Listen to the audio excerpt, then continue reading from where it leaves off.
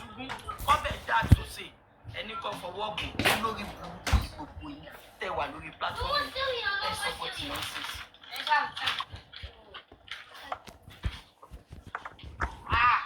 Abẹ́ ìrojú ayé lóde ni abẹ́ ìrí ìkà tó wà nínú ọmọ ènìyàn. Ẹni bó ṣe ká léèdì yẹn lára bóyá ká mọ̀síkínù lára tó fẹ́ sọ̀rọ̀ bó ṣe ra panú ìgbà tó ṣe pé lè iṣu ọ̀fẹ́ lè wọ́n ní pé ṣéun ló pa Mohbad. Gbogbo àwọn tẹ̀ ń bú náà ṣáwọn ló pa Mohbad. Ẹ máa sọ̀rọ̀ ẹ máa wò ó ó sì máa sọ̀rọ̀. Mi ò ní sọ̀rọ̀. Onífẹ́ ní kárẹ̀ nuisance náà onífẹ́ jẹ́ ọgbẹ́ra ẹ̀kọ́ máa fojú nuisance wò pé ọ̀bí onífẹ́ kọ́ máa fojú yẹn wò. Òun nìkan ló ní boldness nínú wọn tọ́wọ́n bá ṣe pọ́n ní tìjú ṣe gbogbo wọn ti láwọn ò ṣe mọ́ ṣe bẹ́ẹ̀ tí náà ṣe mọ́ orí ẹ̀rí bi lọ ẹ̀rí kan ṣe fún lórí burúkú ara yẹn lẹ́kí jó mọ́lẹ̀kẹ́ máa jó gbogbo yín ti di host tán àti wá kó gbá wọlé kò wá yá mọ́ ẹ wá fẹ́ padà síbi èébì yín ṣé wọn ní community ẹ̀yin olórí burúkú ẹ̀dá èèyàn yàkàyàkà yìí ó sọ̀rọ̀ sí ó sọ fún yín pé àná ká ń ṣe yín ó lóun ò rán bàbá làwọn orí máa pọ́pọ́pọ́pọ́pọ́ tó bá bí i sọ̀rọ̀ sí mọ́tò ẹni tó bá bí i dà kó wá sẹ́nu náà ẹni tó bá bí i dà kó lè rí ṣùgbọ́n pálọ̀kùnrin yín ti sọnù sódò ẹ̀yin wèrè yìí. Ó lẹ tó bá bí da kó lè rí ìṣèlú lọ́dọ̀ ọ̀hún ẹ tó bá bí da kó wá sẹ́nu ọ̀nà ilé ọ̀hún ẹ tó bá bí da kó fẹ́ kó ṣe fẹ́ ṣe òkú fún yín ni ẹ lè lọ rán sí. Ẹ wo bá ní challenge yín lórí òkú yín yet ẹ ló bá yín lára mu ẹ̀yin ọmọ ẹran abájọ tẹ fi ń ṣe bí ẹran náà lórí burúkú vengeance fẹ́ wá tó bá yí wá sọ́dọ̀ mi tí bá mú ẹ pẹ́rẹ́ tí bá mú ẹ ó máa jẹ gbani ó fún ẹ méjèèjì ó máa sún kìí sí ọ̀bẹ̀rẹ̀ ayé náà wá ló sá wọlé báwo ni ọ̀sán kò rántí mú nọ́mbà. Irú àwọn èèyàn wo ló wà ní ayé yìí náà? Can you imagine? Èèyàn ń wá justice fọ́mọ ẹ̀, ó dẹ̀ ń bá wọn tọ́jú ń wá justice, ó dẹ̀ ń bá wọn sùn. Ẹ̀dẹ̀ láyé ń ṣe irú ẹ̀. Ọmọ yẹn dẹ̀ ṣì wà ní mọ́ṣúárì. Tó bá ti sí ojú mu ká tó wá sọ pé ó ṣì wà lókè èèpẹ̀ wọn ò tí ì sín. Wọ́n ní ṣe bọ́kùnrin ọkùnrin ni kó máa ṣe láìsí pé bí ọkùnrin ní pé ìyàwó ẹ̀ ló. Torí gbogbo ẹ̀ ó yí wọ̀ lọ́wọ́ tó fi dá mi sáré àwọn èèyàn báyìí. Okay, you two move away, please. Thank you. I'm just telling you to move away. Yeah, but at the same time, you need to move away too, so you don't get hurt. Me call it question wọlọ́n pé why tó ṣe dá mi sí Nàìjíríà? Ẹ wo àwọn look at you, look at this, your fellow Nigerians. Look at what they are saying. Ẹ wo nǹkan tó ń tà jáde lẹ́nu. Ayé ń ṣe wẹ̀, that's his social life. Social life. Láti ṣe pé kò sí ìyàwó nílé ẹ̀ ṣé ó lè ojú kòkòrò bọ̀ bílíkì tó fi pọ̀ mọ́ tó ṣe bàbá dáadáa lórí ọmọ. In the course of justice la gbọ́ pé ó tún ti gba ìyàwó tó lọ padà wọ̀. Ó tún ti gba ìyàwó. My brothers are hungry. Lẹ́yìn tí mo bá di kú. Landlord dey worry. Bí ẹ̀mejì lẹ́yìn tí mo bá di kú. Ó ti gba step mother ló kẹ́ padà wọ̀. Ìyá Bẹ́ọ́lá wà nílé o. Ìyá Lọ́ládé girlfriend wà bẹ́ẹ̀ o. Ìyá Sílẹ̀sì.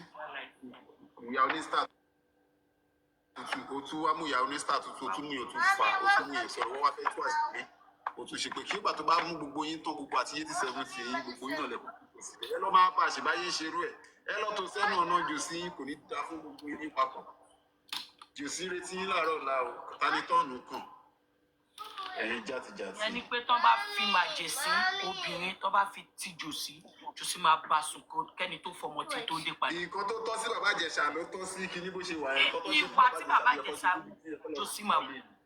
Tán bá fọmọ ṣọ́ jòsí á gbọ́mọ yẹn sùn kan tó kẹ́ni tó fọmọ ṣọ́ tó. Àní mo bá fídíò kan pàdé ibi tí Wùmí ti lọ fún ní késẹ̀tì tí mo bá di jáde òun àti bí àyà Túndé ló dúró sẹ́yìn. Náírà ló bá wọn fún mi I am not a mo ti like you ó wọ́n mọ̀ yín náà ni ahọ́n yìí náà ni CUC ó tún gba fóònù yẹn tó tún ká lára kí náà ń ṣe ọmọ kókó ó tún gba fóònù yẹn pé ó jìnnà sóhun ó tún gba fóònù yẹn pé jẹ́ kí n wò táwọn ẹ̀yẹ ò rí yẹn ọ̀ rí yẹn àwọn ará bí ẹ ti ṣe rè ṣáà rí ìwọ ti wà lórí social media wọn ò rí ní ó máa ṣe.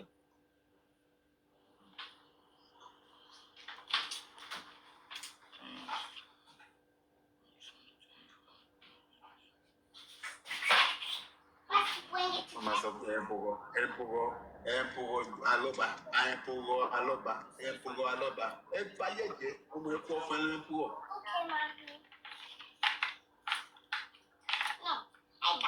Okay, come here. Come here, Jonah. Èmi ò mọ nǹkan tí alọ́ba yẹn fi ṣe mí o. Ṣe ti ní sàn. The more they start creating him, Josie, ẹ máa gbóná lọ́wọ́ mi lálẹ́. Kò ní bóyá okay, kò ní dáa fún ẹ. Ó yẹ kí ẹ ṣe ṣó fún ẹ. Olórí burúkú bọ́ síbi. Kò ní dáa fún ẹ. Ẹgbẹ́ picture síta káwọn èèyàn máa rí ń bẹ̀. Ó máa dúró tílẹ̀ máa fi mọ́ ni. Màá gbé kó káwẹ̀ sókè mẹ́ẹ̀ kó dídé kó káwẹ̀ sókè. Ọmọ akúnlẹ̀ ọmọ àdúró máa káwọ́ sókè tílẹ̀ máa fi mọ́ ni. Olórí burúkú tó kọ̀ sí ó lè gbà á lẹ̀ lálẹ́.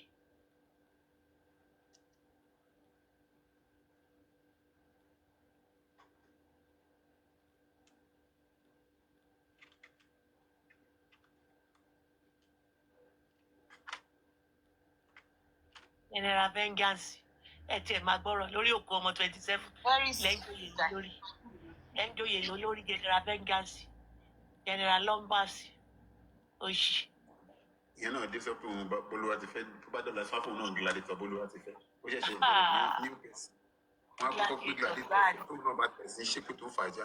Pánú yìí déjọ kọ́kọ́ ṣe ẹnu yìí dànù ẹnu tó fò yìí. Ẹnu tó láyé ògbó ló fẹ́ fi lá olórí burúkú yòógbó lóbò ló fẹ́ fẹ́ ẹnu tó láyé lá bàbá wèrè. Ẹ ṣáà máa wo lẹ́yìn yìí o ẹ máa wo lẹ́yìn o dúró sẹ́yìn. Ó máa ṣàyímọ̀ yín pàkọ́. Ó máa faṣọ yẹn kó má lọ fi yín faṣọ látẹ̀yìn. Ọmọ àlè general vengeance.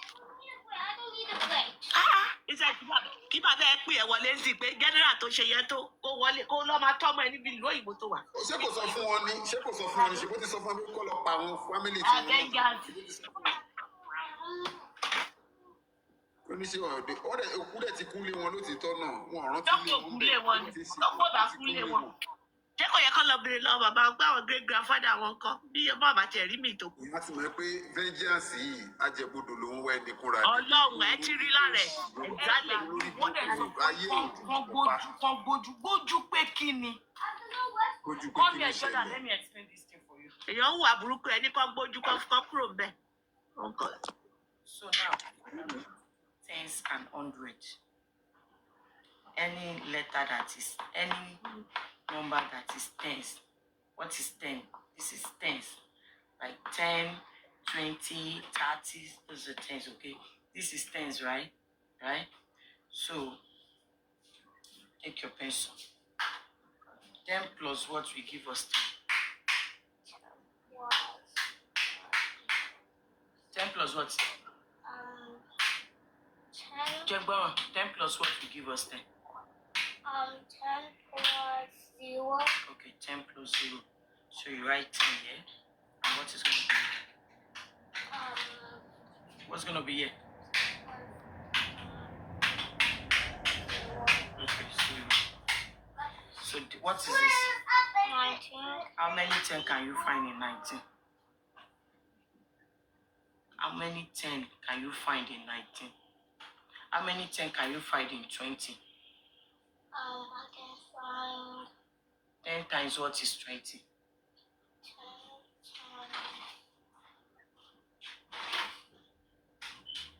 20. 10 times 20. 10 times what is 20? 10 times what is going to give you 20? I'll give my baby gummy medicine. 20 is, how many 10 can you find in 20? Only knowledge about what we are going through. We are going through fraud. We are going through murder. That's the two things we are going through right now. And it's a very big pain in our body. You understand? So that two things, we need somebody that knows about it, that can come and enlighten us on what to do. If it's to go with Berekete, if it's to pick up with Baba Mobad, Kini is a gravity offense. Then we'll know where we are going. That's my own. Thank you. Can we have Mr. Additional to give us way forward idea? Jossy olè òdọ́mọdọ́yà ògbórí ẹ̀gbọ́n ta fàṣàbúrò. Jossy jòsí ti fokó báyé jẹ́ ó ti fi pọ́nrán báyé jẹ́ olórí ogun ti dó gbogbo àwọn ọmọ ológun tán jòsí aṣẹ́wó olóko kọ́màndù olóko wáṣewáṣe olóko kò mẹ́bí jòsí olóko tékèwé onípọ́nrán ìsọnù onípọ́nrán àgbákò jòsí olóko òfò olóko àbámọ̀ olóko ìsọnù olóko dẹbírú olóko community olóko public toilet olóko ṣekele jòsí olóko bí òkú ẹṣin jòsí olóko bí òkú àràbù olórí burúkú ti fokó bayé jẹ́ ó ti fokó ba justice jẹ́ jòsí ti fokó ba ó ti fokó ba ìsọjí jẹ́ jòsí olórí burúkú wèrè máa dóye oníyàpọ̀ tó lọ ṣẹ̀sìn wàá dóbò lóbò tó tún dókò ó tún dó ìyàwó lé jòsí kí ìyàwó lé mọ́lẹ̀ ó ń gun kútúpà bí ẹṣin jòsí aṣẹ́wó jòsí olè òtọ́mọdóyà ògbórí ẹ̀gbọ́n ta fàṣàbúrò bó ṣe ń gba wájú wọlé fún ìyá ló ń gbẹ̀yìn kúnlé wọlé fọ́mọ jòsí olè olójú kòkòrò olóko ṣàbẹlẹ olóko ẹṣin olórí burúkú sísọ̀sì la ṣe máa fi gé okú ẹ̀yẹ gbẹ̀yìn ẹ máa pílè lọ́mú bọ̀ wàá fẹ́ kú lọ́wọ́ mi lálẹ́ yìí.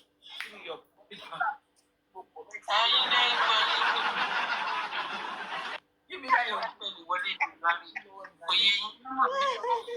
but I cannot blame her. We don't know the rationale to fi jù síbẹ̀. Kò yẹ nǹkan tí mo sọ. That is how bẹ́mi ṣe máa ń ronú nìyẹn. She must have a reason. Reason kò yẹ yín. Ẹ ò bá dẹ̀ tí mo kọ́ sọ pé kí ló ti dé lọ́tọ́ tó ṣe tó. So kọ́tẹ́mi ò fi ń blame àwọn èèyàn fáwọn kankan nìyẹn. Ó lè ní reason but I'm not happy. Ní ìdí tó fi sọ bẹ́ẹ̀, we don't know. No, mi sọ pé ẹ blame mo kàn sọ pé irú Bukky Jesse mi lè blame of anything at this moment because òun ló mọ reason tó fi jù síbẹ̀. Ó lè jẹ́ pé àwọn èèyàn tó dákọ̀ ẹ̀ pé irọ́ ló ń pa mo máa ń sọ. Nígbà fẹ́ fi da nǹkan báyìí náà lù mí. Ẹ ti sọ ẹ mú ìpéjọ yẹn náà ẹ ṣe pé àwọn tó ń ṣe kíní kò yé àwọn èèyàn. The think is about other things. Àwọn tó ń da nǹkan. Ṣẹ́rí ọ̀rọ̀ Mr. Guresi yẹn ọ̀rọ̀ wọn ti sún mi. Ọ̀rọ̀ Mr. Guresi yẹn ọ̀rọ̀ wọn sún mi. Ọ̀tọ̀ ló máa sọ́ńbì ọ̀tọ̀ ló máa lọ sọ́ńbì kan. Nǹkan máa ń wò ó pé It was great. Who's gaslighted and Guresi say she was lying.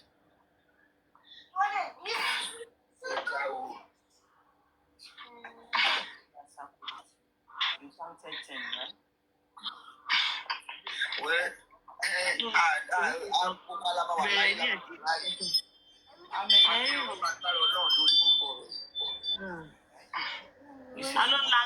Ta ló lágo wèrè. Àwọn critical thinkers àti bá mi ish kan ti fi láìkí wọn ni. Ọlọ́run ló kó wọn bẹ́ẹ̀. Wọ́n ló gbọ́. Wọ́n apply ọgbọ́n. Bẹ́ẹ̀ ni èrò pé gbogbo àwọn bá bu ìyàwó tí wọ́n mọ tó ṣe. Ohun tó mì yẹn ó dàbí àwọn ọmọlẹ́yìn Jésù. Ọgbọ́n ni. Ọlọ́run máa ń set àwọn kan sílẹ̀. Nine. Yeah. If P face is just Like woman yẹn náà sọ nǹkan kókó ọ̀rọ̀ tí mo ní díẹ̀ but the way she came out with it reality àbítán ló ń sọ yẹn ìpè mọ̀ṣínà yìí ti wọ́n ti nǹkan tí wọ́n fẹ́ kó ṣẹlẹ̀ ní wá ní à wọ́n tó sọ ọ̀rẹ́ nímọ̀ pé ní ìṣe ọkọ ló bẹ̀rẹ̀ ọ̀rọ̀ yìí ẹ wo àwọn èèyàn bó ṣe máa ń gbé nǹkan. Kí lórúkọ ẹni yìí náà honest I'm not talking about you okay I've been seeing you but some fake people will be there are some I've seen you know how can someone open an account now and they comment if you go and check it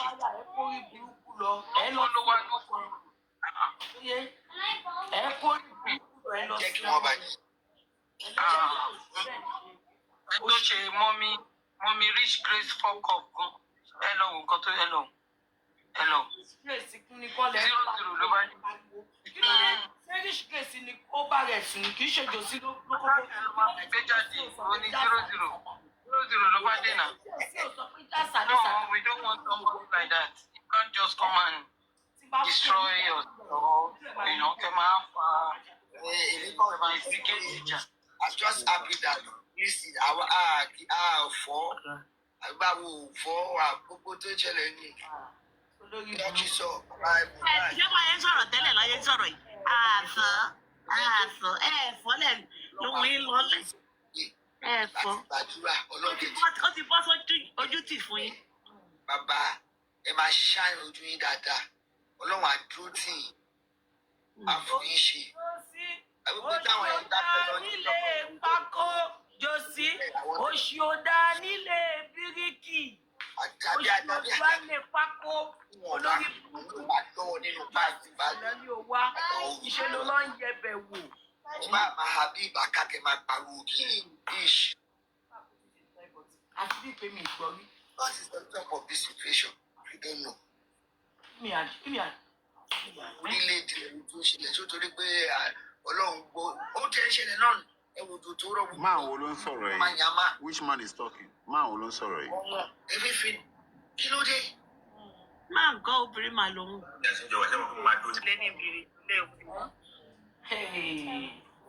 mi gbọ́ rí sẹ́ èmi ò gbé lè. wọ́n fẹ́ fọwọ́ bu ọ̀rọ̀ yẹn mọ́lẹ̀ ni. níbo Gọ́ọ̀mẹ̀ntì kan ló ń ṣe nípa àwọn láìsí ti dín máa ṣe ṣòfò ẹ lálẹ́ ìjọsìn wàá lò pèlè tó bẹ́ẹ̀. olùsọ́ọ̀mẹ̀ntì kan lọ ra ewé. Wọ́n ti sọ di táǹjọ̀ bù ni. ìrèsì àbí ìwọ ni abẹ́yìn ní ọmọ ọlọ́jà tí wọ́n ń sọ wípé wọn ò gbúdọ̀ polówó rárá. jòsí òṣìọdá nílé pákó òṣìọdá nílé bíríkì gbàwájú lè wọlé gbẹ̀yìnkùlé komi ààbọ̀.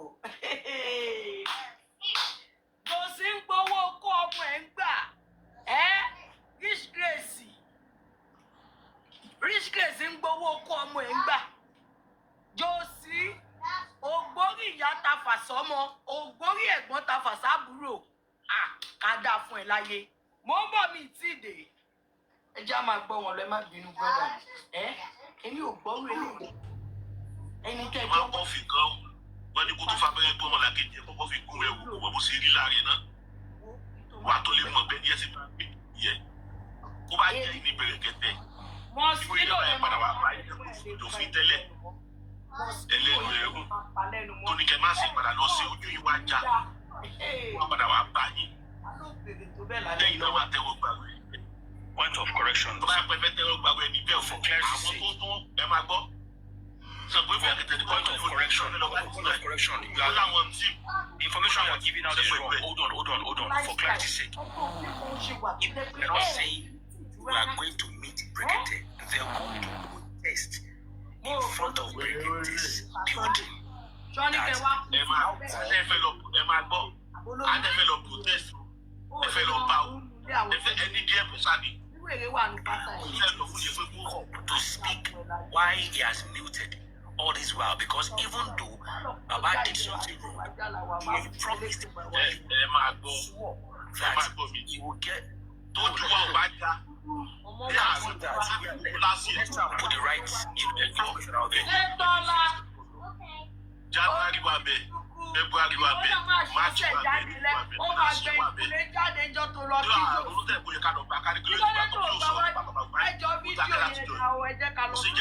Ẹ̀yìnkùlé ní Kétọ́lá àti Jòsí gbà jáde o. Kétọ́lá tí ó fẹ́ tó ṣọ́ṣẹ́ nínú.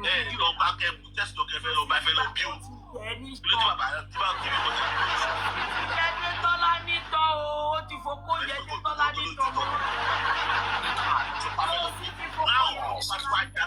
Gbogbo tó sẹ́yìn ò tí ó gbọ́ o, ẹ̀sìn ọ̀rọ̀ náà ti gbogbo mọ́. Títọ́ Kétọ́lá ò pé power of. Ẹ fẹ́ lọ bá ní ìṣàfẹ́ lọ bí pé kí ló fà tó dákẹ́ láti ìgbà tí ó sọ̀rọ̀ mọ́ o. Nígbà tó bí ti já tán ni o. Tó ọmọdé kọ́ ní gbogbo ọ̀nà o. Tó bá jẹ́ ìníṣẹ́ ilẹ̀ lè gbà gbẹ. Àwọn pátá bí abẹ lórí tẹ́gbọ́n ló fún àkókò kálukú gan. Bóyá àbúrò ẹ̀ lásán ló ṣe ọ lásán. Àbọ̀ rẹ̀. Jòsí olóko kọ́ di fọ́nrán. Jòsí olóko kọ́ di fọ́nrán. fi sọ bẹ́ẹ̀ bíkọ́ èmi mọ ọdún ẹ̀fẹ̀ mo máa ṣàtẹ̀ máa bá lẹ́nu ẹ̀. But wọ́n ti lọ gba after the money. That is what I want to try to explain to you. After the money or no money, the last show of Brekete on Jossy's matter was about last man standing. I'm not sure if you remember that show when he called Grexy the last man standing.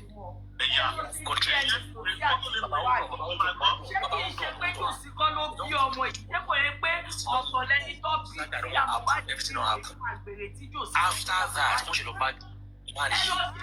was assuring people that and thank God for the last man standing supporting Mohbad.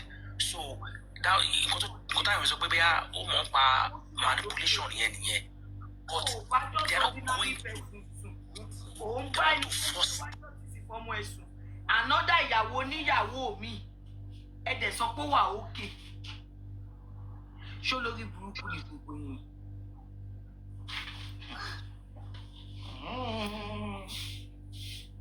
Kàyéfì Agídìgbò àtúmọ̀wá kìyìn lẹ́ẹ̀kan sí Oríyọmí àfi kẹ́ ẹ bá wa ganu sọ̀rọ̀ tó wà lẹ́yìn Aláàjì Oríyọmí ẹ bá wa ganu sí Jossy ti dó gbogbo àwọn justice kàrẹ́ ẹ̀ tán gbogbo àwọn obìnrin ni tó ń bá wá justice ní Jossy ti dó tán Aláàjì Oríyọmí ó tó kẹ́ bá wa dá sọ̀rọ̀ yìí Jossy Olúwa o Alágbákúgbú Ìbàdí hips don't lie ṣé yẹn lọ́ fi bí ìtẹ̀lé sọ pé hips don't lie ìyá yẹn ló rán ọmọ ẹ lójú olórí burúkú ni bó ṣe máa ń dóbò kiri ni Jossy ṣó lórí burúkú ni ẹni ṣó ti gbàgbé pọ́mọ yẹn ò tí ì sin ni a ní kẹ́ lọ ṣe justice Mohbad àti olórí burúkú wèrè yìí Joseph that's when Joseph gan-an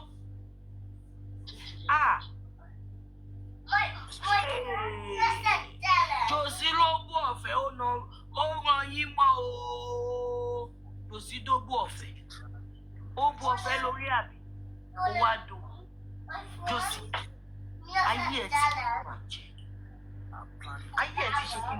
ayé ẹ̀ ti bàjẹ́. I got 2 in 20. So 2 10s in 20, right? So you write 2 in 10s. What do you have left? What do you have left after you got 2? Is there anything left? What are you writing? It is to the public about listen, if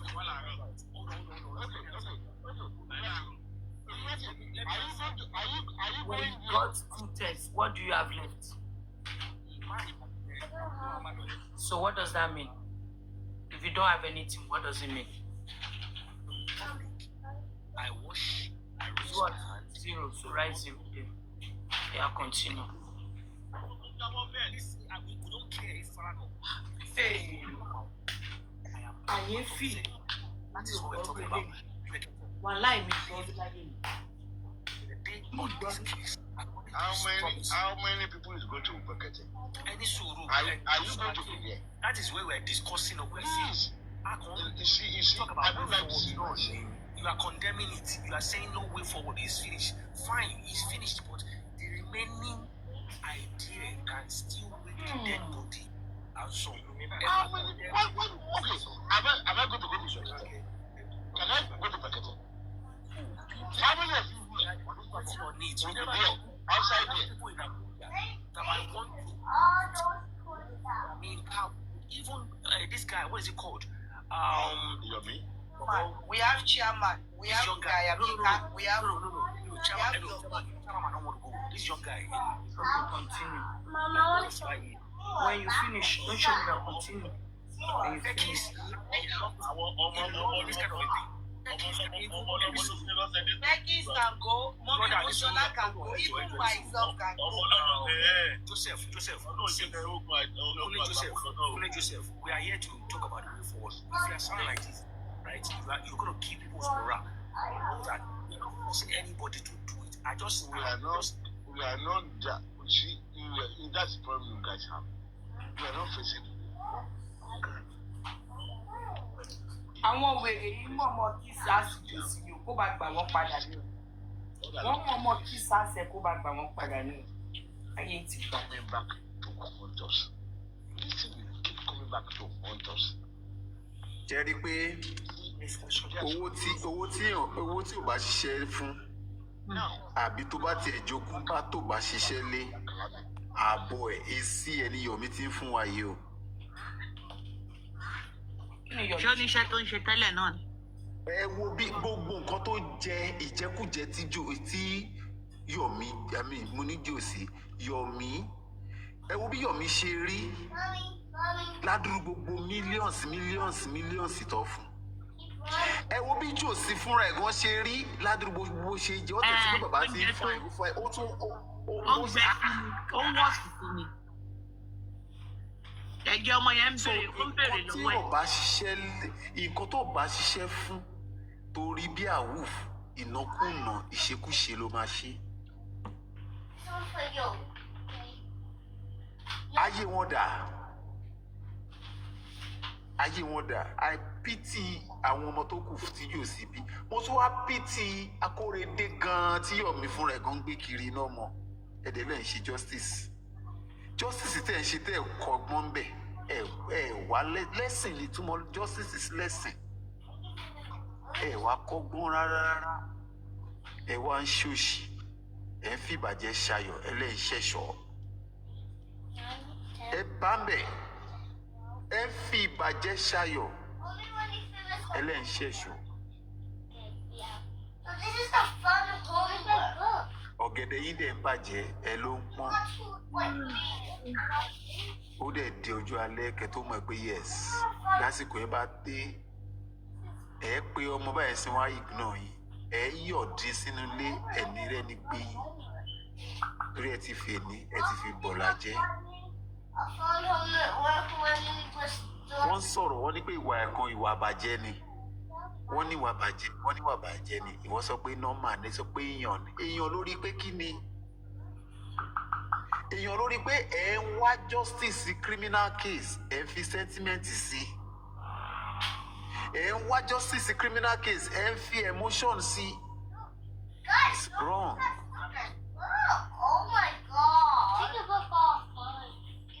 Ẹni tí ó kàn àwọn tí ò sí ń bẹ̀ àwọn tí ọ̀rọ̀ yẹn ò tiẹ̀ lè ṣí lé lórí rárá àwọn lè ń ran yín mọ́ lè accuse wrongly ìgbẹ̀yìn wàláì tó bá máa tó àsìkò ẹ gbìyànjú ẹ tiraka nílé ayé ẹ rò bó ti jẹ́ fún yín tó bá tó àsìkò àti máa jẹ́ Ọlọ́run gbọ́ pé ẹ máa ṣe ìgbé ni. Ẹ bá rí bá ti ṣe tẹ̀rí ọ̀nà gbégbà tó bá kù fún yín láti jèrè iṣẹ́ ọwọ́ yín ikú á pè yín lójijì.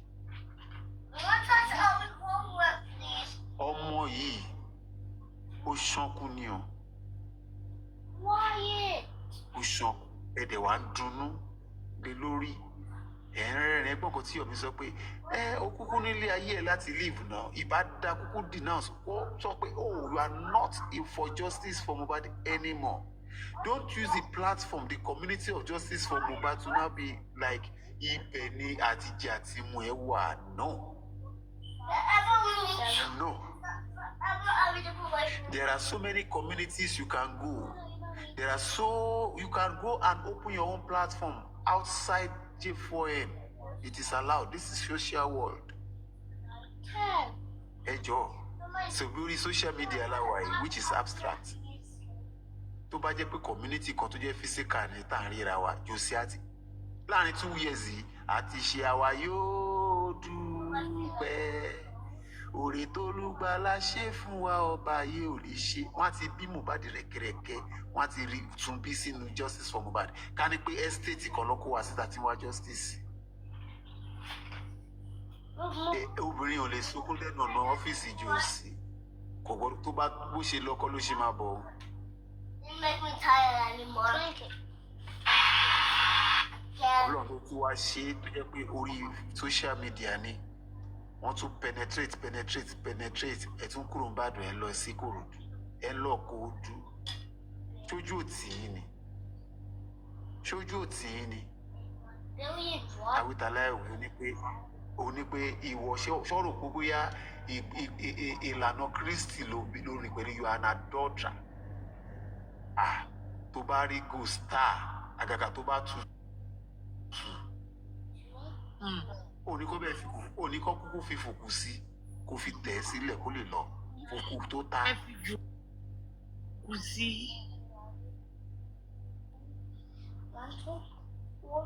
Irú jòsí yìí ni tẹ bá bárò jòsí wípé láyé ẹ má máa ṣe irú ẹ mọ́ ṣé ká fi fòkù sí á ní ẹ fi kí ni ká fi sí ẹ fi fòkù sí ọ̀rọ̀ ò ní dùn jòsí láíláí. wọ́n á tiẹ̀ bọ́ ọmọ sọ̀rọ̀ gbà mí wọ́n á báyọ̀ sọ̀rọ̀ pé tó bá ṣàtìṣe tán kó bá wọn tó bá kó tó sùn lọ gbóúnjẹ ń bẹ̀ wọ́n ti ìyá yẹn tí níṣẹ́ ṣiṣẹ́ wọnú yàrá tá ti dìde kí ló ṣe ò lọ́rọ̀ ń gbọ́ alẹ́ tí lápá ọmọ nìyẹn ṣáà lọ jẹ kó tó wálé ayé ìwà jẹ àtúnjẹ jòsí nìyẹn. wọ́n á bọ́ ọmọ mi sọ̀rọ̀ bẹ́ẹ̀ lásán òbí yẹn máa fi oúnjẹ yẹn bẹ̀ ẹgbẹ́ yìí ni pé lórí ẹ̀tẹ́sọ̀ yẹn pọ̀ mọ́ òbí má bínú tiẹ̀ náà mú bẹ́ẹ̀ sọ ṣùgbọ́n jòsí tẹ bá fẹ́ advice mi ẹ máa mówó dání tẹ bá mówó dání bó ṣe ń gbé tí ọ̀tún wọlé lámàgbà tó sì jáde ẹ máa mówó dání jòsí nìyẹn. Jossy àti Yomi. ẹ lè fi kankan bá jòsí ṣeré o. wọ́n ní the same person. ẹ lè fi bá jòsí ẹ lè fi kankan ẹ má lọ fi kankan bá jòsí kẹrẹ sọ pé prank ni o á ti là í mọ́lẹ̀ tán kẹ́ tó mọ̀ pé ó mọ̀ pé prank ni. Mom, wasn't it? ẹ má lọ fi ẹ má kúrò gbàdọ̀ pé àbúrò dádì mi ọlọ́ọ̀gbẹ́ bọ́rọ̀jù sí mo láìkì mo lọ́ọ̀bù yín gan ó ti lọ́ọ̀bù yín nìyẹn ó ti ń lọ́ọ̀bù yín padà nìyẹn o ẹ má fi ṣe prank o. eléyìí ò mọjú kò mọ́ra wọ́n ń kàánú wọ́n ní pé kí lè lè sọ sí ọlọ́mọ òun ilé tó ń gbé lélẹ́yìí 200,000 wọnú àká kí là wí kí ló ń wí. lánàá bá máa bára jẹ́ pé sẹ́ẹ̀ ẹ bá mi lọ ti ilé yẹn pa sẹ́ẹ̀ bẹ́jẹ̀ yẹn ò bá tiẹ̀ ju táńṣó lọ mo rẹ́jẹ̀ ṣe àwọn ọmọ mi tó tẹ́ sí ojú mo yìí ń rí lójú mi ibi tó tẹ́ ọmọ yẹn sí lábẹ́ step yẹn mo yìí ń rí lójú mi ọmọ yìí mo rí sátidé àjọ sọ̀rọ̀ onídàáde mi tó bá tẹ́jọ́ Monday máa pè tí n bá ti kúrò ṣó ọmọ yìí ò rí mi pè mọ́ ó sọ fún mi pé dáàdì mi ẹ má wọrí màá gbé yín dé ibi tẹ́rẹ̀ ò sí ní báyìí dáàdì mi ẹ jọ̀ọ́ mo ti try fún mi èmi náà máa try fún yín ọmọ yóò rí ṣe fún mi mọ́ ẹ gbà mí ra mi kalẹ̀ wọ́n ní gbogbo oúnjẹ aṣọ pé kò lè lọ lẹ́nu mi. bó tẹ bá sọ pé jòsí pé kí ló ń ṣẹlẹ̀ á ní pé ẹ fi pọ̀nmọ́ sí ẹ fi fòkù sí mọ̀tí náà tútù ẹ bá mi fi lé lórí. àbí ìgbà tí jòsí ìgbà tí Mohbad kú láì kò pẹ́ ẹ̀ làwọn African television lọ́hún kí ó ní ó tún rojọ́ oúnjẹ kókó mi can you imagine. àwọn kan tẹ sọ pé bọ̀bọ̀ ẹni tí ò wá justice láti lè sọ ó tẹ ìrántí pé òun jẹ kókó débi pé African television tẹ̀tún mẹ́rin ọkọ̀ jẹ́ ń bẹ̀ ó tún rántí pé ó tún jẹ kókó ìyẹn tẹ̀ nípa ẹṣin. ó rí analysis sọ pé ọrùn ọmọ yẹn wọ́n kọ́ ọmọ yẹn staircase kan wà ní ẹ̀mí tó yẹ pé rélìsì kan wà bẹ́ẹ̀ tó kàn ó jẹ kókó mi Yèyé Kúdí máa kí ò máa rọpẹ́ dù nígbà tó ní pé kó gbàwẹ̀ ò lè gbàwẹ̀ bírèdì àtẹ̀yìn ló tún mú sẹ́ni ó tún sọ yẹn di iṣu àtẹ̀yìn àwọn bí oúnjẹ inú fẹ́lẹ́ tẹbi kọ́ bẹ́ẹ̀ fún ní gba millions kó inú ẹ̀ máa fẹ́lẹ́ síbẹ̀ ni.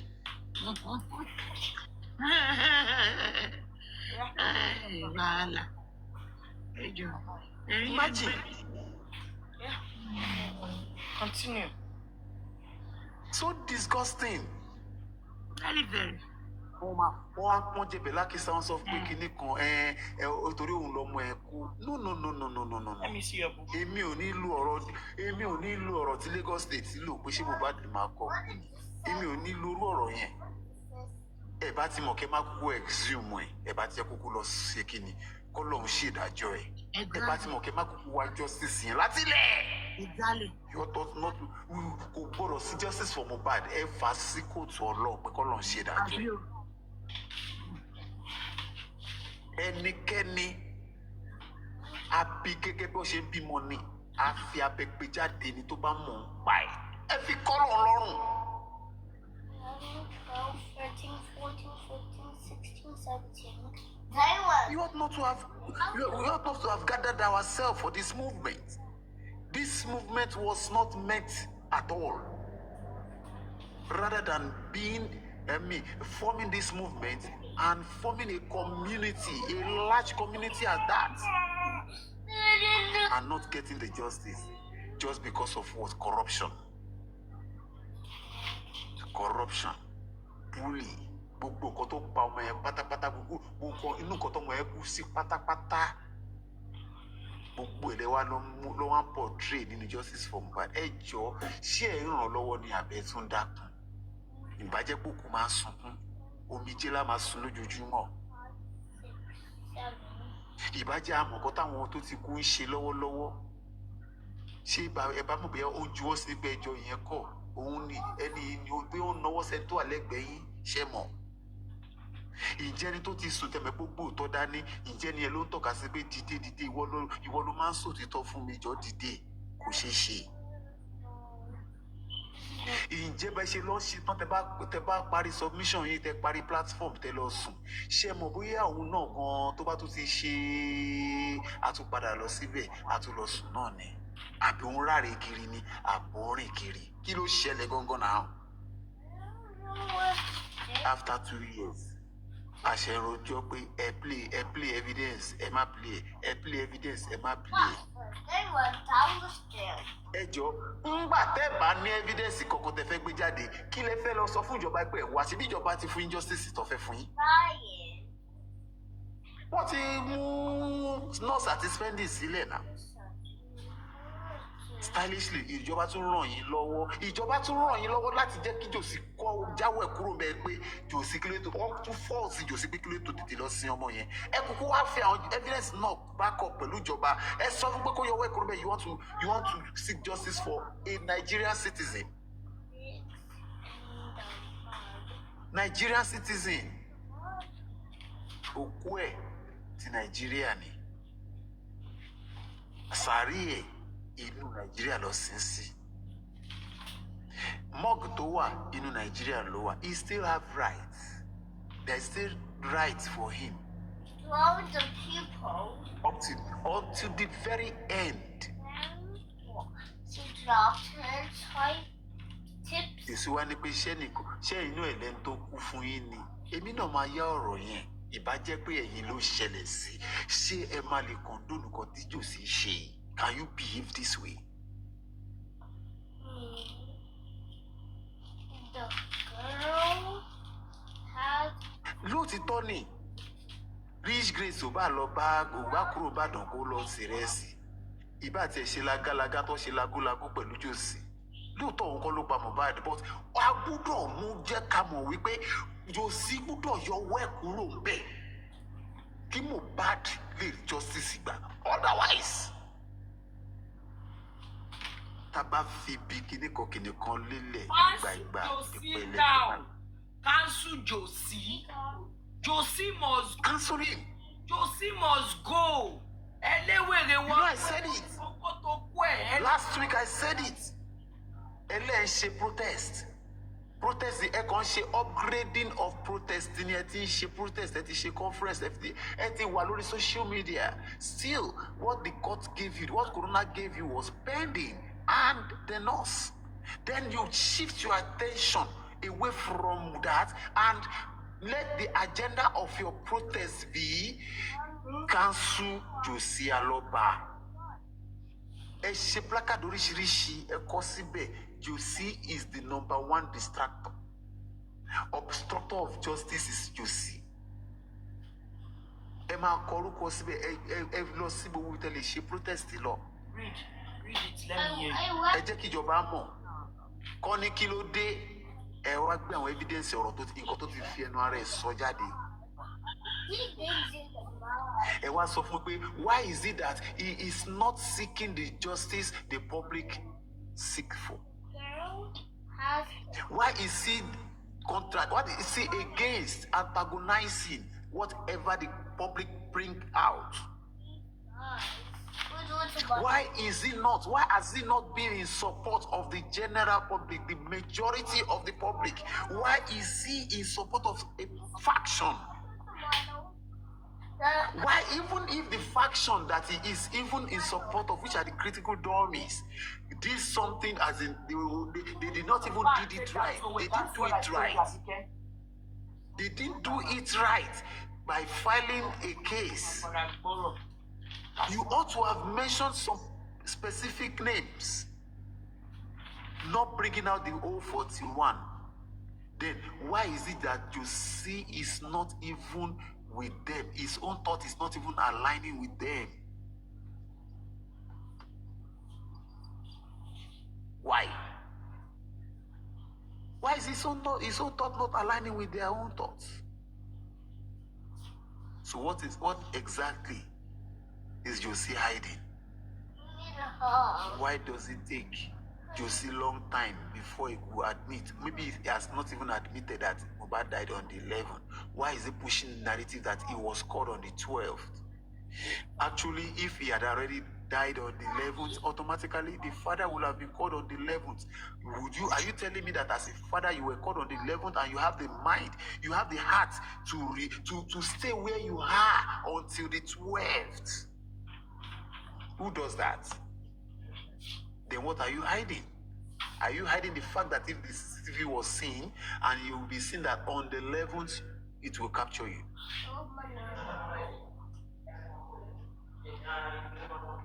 No, you can only So what is he hiding? And his CCTV, What exactly is he hiding? CCTV, come and show, but it was 144 820. Okay. Okay. So what exactly is jossy hiding? And which justice is he looking for? Push it for CCTV. Everybody Push for the CCTV.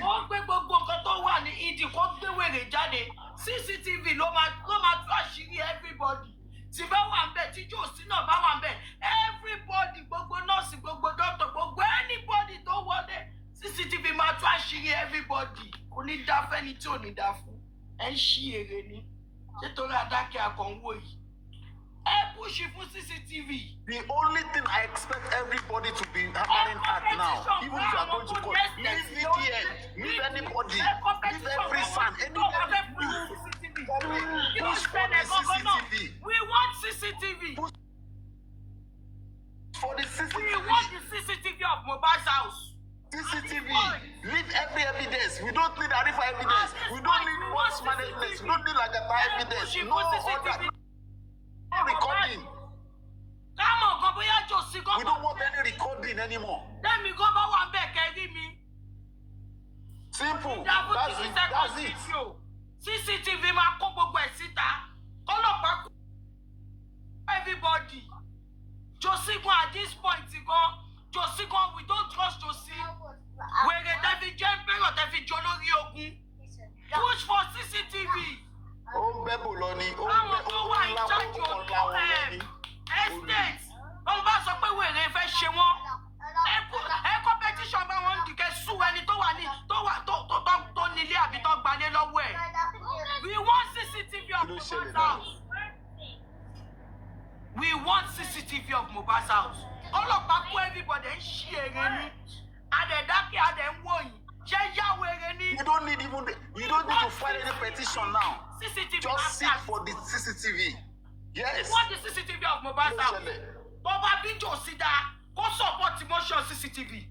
Jossy, àti Talawa, we challenge you to support the motion of CCTV. I am the #1 person asking for CCTV. Right now, let's push for CCTV. Oh yeah, new era, I want to support that new era. That new era, I want to support it. We want the CCTV of Mohbad's house. Beyond that, don't go let that at to say. Kí ló kàn mí pẹ̀lú nǹkan tí George sọ? Kí ló kàn mí pẹ̀lú nǹkan tí George ti sọ? Tí CCTV bá jáde lẹ́nìí, George kan tún àpòhùn dà. Ó bá rí CCTV, ẹ̀ ń ṣí èrè ni. Ṣé wèrè ni gbogbo yín ni? Ibo lẹ ti já wa náà kan tẹ̀ lókè lọ́rùn. Àbó lórí burúkú ni. Bàbá ń ṣorí burúkú ẹni kan. push for the CCTV. At this point, we don't trust Josie. Josie is anti-justice. Josie is anti-justice. Nobody, when you are looking for justice, you don't trust anybody. Push for CCTV. Who trust anybody? If I'm there, bring me out. Bring me out. And sue me. If I'm there. We want to see everybody on the CCTV. We want to see it. We no go green. We want CCTV of Papa's house. Fire! I challenge you all to push for CCTV. I challenge all of you. Don't mind them. One if they push here, one if they push and only and then they want justice to go for. Only can push it down with you. Wọ́n bá wọn tó wà nílé lẹ́jọ́, àwọn tó wà in charge of estate yẹn ló máa competition fún wọn ní. Wọ́n máa pé kó lẹ̀ tó bá ẹ lọ ṣe CCTV yẹn ẹbí Naira Marley lè fẹ́ anybody lẹ̀ kí ló kàn pẹ̀lú Naira Marley yẹn kí ló kàn pẹ̀lú anybody àbí push for the CCTV. Drive tó ní lọ́wọ́ ní kọ́ lọ mú síta. Àbíkẹ́ stop that. Nǹkan tó ní storage tí wọ́n kọ́ lọ mú síta. Tó o bá lè provide CCTV tí mo bá definitely gbogbo àwọn tó ń gbé ló ní estate yẹn ẹ̀mí wọn ò dé nìyẹn. Wọ́n save nìyẹn. Yes, now that is it. Ẹyin tẹ wà lẹ́sítẹ̀sì yẹn gan pàápàá ikú tó pojú gbà ẹ̀ ni òun ló pa fún mi náà. Ó lè dé báyìí lọ́la gbogbo èyí tó kù. Ó lè dé báyìí anytime ni ẹ má sún àsìkò yìí rárá. You are not safe. If something like this should happen in your estate, then automatically, even as a point of contact to all estates. Ó lè bá wọlé ṣe máa sọ pé rí footage látẹnu ọ̀nà CCTV ò ṣiṣẹ́. As a point of contact to all estates in Lagos State Igbabode, for all estates, push for it. Kí ló Push ṣẹlẹ̀? for CCTV. Sashitu, I challenge you to push for CCTV of Mohbad's house. Sashitu, I challenge you, sir. Sashitu, with your years of experience, sir. Me, I challenge you. As a member of the family, me, I challenge you, Sashitu, sir. With all the years of your experience, with all the oaths that you swore under the Nigerian Constitution, I challenge you to push for Mohbad's CCTV. What is it? What is it? Who says CCTV is not working? What is not working? It is working, no? Ó ṣiṣẹ́ o. Ó ṣiṣẹ́. Kí ló ṣẹlẹ̀ gangan náà? Tí ó bá ti ṣiṣẹ́, tí neighbor náà wà ń bẹ̀, wọ́n sọ tí neighbor yẹn wọ́n paná ẹ̀ ni. Wọ́n paná ẹ̀ ni. Then if you cannot push for the CCTV, then let's go and buy. Let's Mohbad be buried and leave him for eternal rest. Imagine, look at that statement. Just imagine that statement. Then there's something what justice be kinibe. Are you now? Àwọn èèyàn dúró tiẹ̀, ó ní ṣe ń gbá ẹ̀ tó dá sí. Ìbájẹ́ pé owó tiẹ̀ ló fi ṣe justice yìí. Ó ṣe máa ṣe rádaràda lélẹ̀. Ìwọ tó láwọn kú yìí, oúnjẹ yìí ni. Inú fẹ́lẹ́ tèbú kọ́, oúnjẹ yìí ni.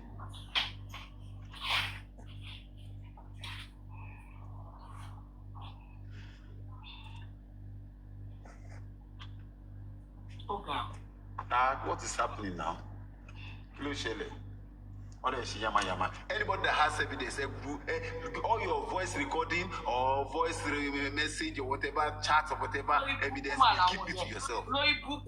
Keep everything to yourself. We don't want anything from Bosman. We don't want anything from Arifa. We don't want anything from Lagata. Push for the CCTV. These ones are posts. The real justice is what we are looking for. We are not looking for any post justice at all. Any post encounter after the justice, we don't want it. We want that what actually happened.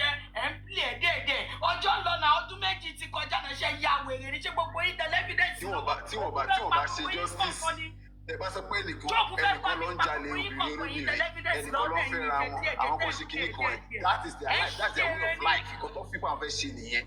We are not talking about that.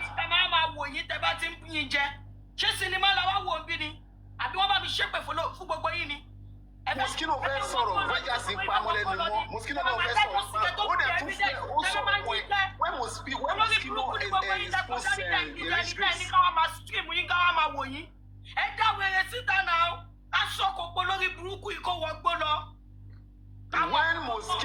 expose Moschino exposed Rich Grace. You encouraged her. You did not tell her that she got to pa Mohbad ni. Sọ fún Moschino gba pé ṣé nǹkan tó pa Mohbad ni encourage ẹ Rich Grace muse star tutu adulterer gbà wọlé gbà yẹn ó wá di ti jossy wá cover her up. Are you mad or something? Ó di ti jossy cover her up. Fẹ́ kí pa Moschino lẹ́nu mọ́ pé tó bá kò jẹ́ kó rí bẹ́ẹ̀ irú kí awo lẹ́ fi justice ṣe awo wèrè wo lẹ́ fi justice ṣe. Moschino, let me say this to you, Moschino. That means that gang, that carcass that you are in presently does not want justice. If actually you stood they will for destroy your future. They will destroy your integrity. you found yourself right reputation now, will be they tainted. don't want justice. And they will dent you. They will change your mind to something that you don't want. They will change your mind. They are telling you to keep quiet, despite the fact that you want to say it as it is. They are shutting you up, and you still believe they want justice. But when you dropped what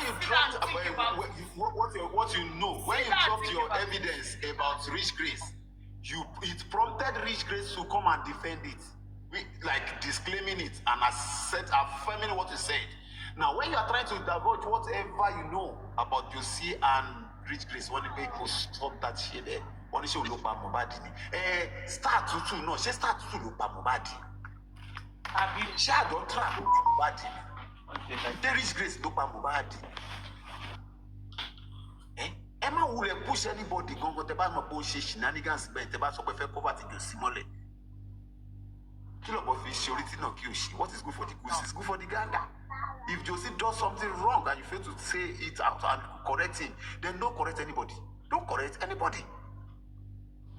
You are sparing jossy, you are dragging Rich Grace. Ọjọ́ bára wọn sùn kọ́ ni. Wọ́n jọ dóbò àtòkò kọ́ ni.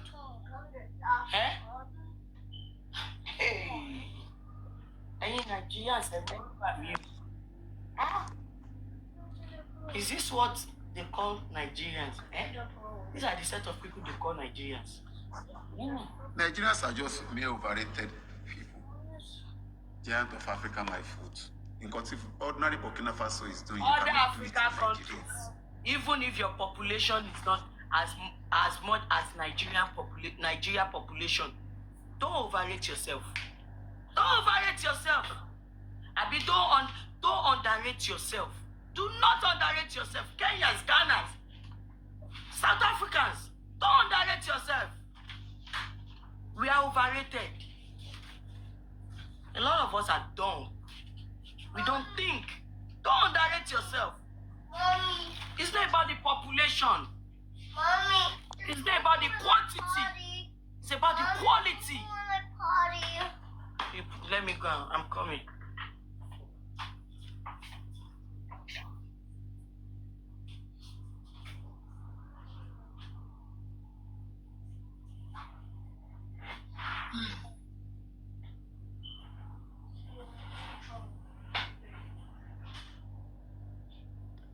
Àgbàlagbà wọn ní ibi ilé tó bá fi wọn sí ọkùnrin mẹ́fà lè bá wọn sùn. Gbogbo ẹgbẹ́ wa tún ṣe àwọn ọmọ yẹn nìkan o. With the work of Minister of with the embassy and the Minister for Foreign Affairs, parents ẹ máa ṣẹ̀wọ̀n wọn láìkàlà ebi burú gan. I don't need to go to Nigeria. Owó mo máa ná. Ẹ̀yin parents tẹ̀ fi àwọn ọmọ yín sílẹ̀ gbogbo yín wá máa ń parọ́. Wẹ́dà irọ́ bẹ́ẹ̀ bá ya wèrè kí lẹ bímọ fún. Àwọn ọmọ yẹn wọn ò ká skul kò sí skul tó bí wọ́n máa ń parọ́.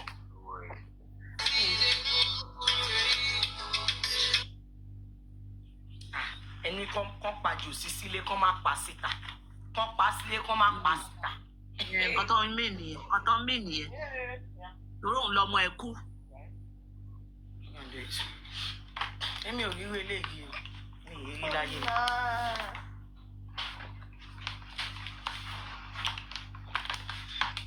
Ṣé Rich Grace nìkan ló wá bá sùn láàrin wọn ni? Kò bá dé Tọ́lá náà sùn. Wọ́n fẹ́ kán gbọ́ gbogbo nǹkan tó ń lọ mọ́. Lórí burúkú làwọn ará bí. Lórí burúkú ni.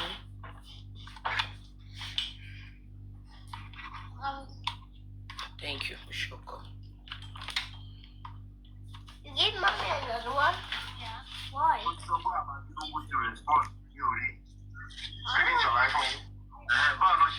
boss. Okay now. I'm very surprised later to see Vanguard newspaper.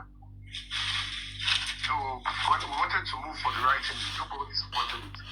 But you saw when I was standing in front of the embassy in London, and I read a letter that was written to the president.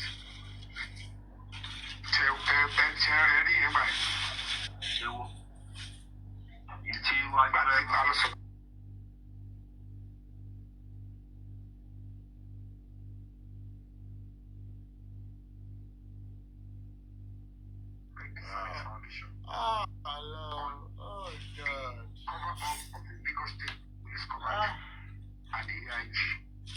What we went through. Honestly, Cherry, eléyìí tí bá tẹ̀sẹ̀ kó submit letter ni ó ní pé Tinubu pè é. Kí ló ń ṣe léyìí gan-an? Tinubu Ọdẹ ló pè wá. Tó bá yẹ pé àwọn imú lè kó bò lọ́jọ́ ẹ̀ sì ó sáré yìí sí kí wọ́n ti send lẹ̀. Ó ní Tinubu pè é, ẹ jẹ́ ká máa gbọ́ lọ. Tinubu ṣe máa pè é. Tinubu tí ó ti rí tara ẹ̀rù níbi ó máa rí. Tinubu pè é, jújú ni o. Tinubu pè é. Hello? No. I'm not sorry, Lord, Miss Simon. So, as an NGO, when we complained about what they did with that new lead, it is important for them to respond to it. Ó padà tí ń ṣẹlẹ̀ yá. Ó jẹ́ lọ́mọ wá géèmù fúláwà kan fún ẹrú. It's been taken off. Wọ́n lè pè Because é. at the end of the day, Kò sówó díẹ̀ mọ́. that is a pathway to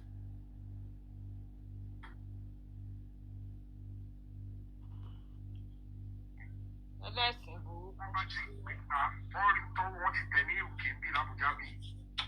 Gbogbo tó ń rùn. Àrífà gan sọ pé òun fẹ́ jáde. Àwọn original Òun tó fojú ṣe sọ. Jésù bá nìyẹn. Ohun tí wọ́n kẹ́ bá ń wò rẹ̀. Ẹ jẹ́ ká máa ní nǹkan tó ń yege. Àwọn yẹn náà wọ́n fi gbogbo ẹ̀ wá gbowó ń ta. Wọ́n sọ ọ́ di oúnjẹ. Wọ́n sọ ọ́ di business. Wọ́n ṣe business lórí ẹ̀. Wọ́n bá sọ díẹ̀ wọ́n á máa mú àtàmọ́. Nǹkan tó máa sọ at the end of the day ànírórí ànírídì. Ẹ dá gbogbo nǹkan tà kíkà corporate table everybody ṣe kínní. Kí ló dé tí ò ń ṣe? Kí ló Wùnmí kò ní dáa fún ẹ o? Ṣé o mọ̀ kó lórí burúkú ọmọ ní ẹ̀wùn mi? Kí ló dé tí mi ò mọ bọ̀bọ́ yìí kó tó kú ná? Láì kí n mọ̀ kí n wà nú láìfọ ẹ̀ dáadáa kó tó kú. Kò ní kú. Kú kẹ̀. Màá rí gbogbo wèrè tí Jòsí ń ṣe yìí. Màá ti fèsì Jòsí.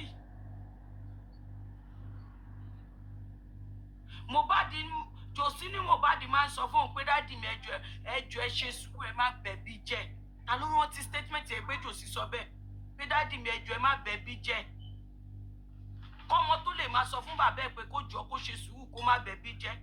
Kí làwọn nǹkan tí Jòsí ń ṣe lásìkò yẹn tí Mohbad fi ń lanu sọ fún pé kó má bẹ̀bí jẹ́.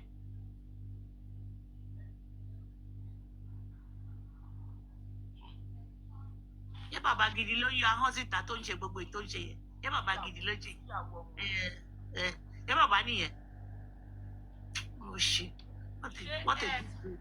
Wọ́n ya wọ́n fi ń ṣe rọ́ọ̀bì. Ká fira wa pé kí ni nǹkan tó ṣe tí Wùnmí fi náà máa sọ kò pa? Ṣé kì í ṣe kó fẹ́? Exactly. There is something in it. Tọ́mọ yẹn bá sọ, wọ́n á sọ kò pa. Tó fi ní wọ́n máa sọ. Wọ́n wà níbẹ̀. Wọ́n á sọ kò pa. Ọmọ ìbá sùn. Ọ̀rọ̀ ń bọ̀rọ̀ Wọ́n á sọ kò pa. Tí wọ́n bá sọ nǹkan tó ṣe, wọ́n á sọ kò pa. Kọ́kọ́ ti wà ń bẹ̀. Ẹ má wọ̀rí. Kò tí ì ní tẹnu ọmọ yẹn jáde.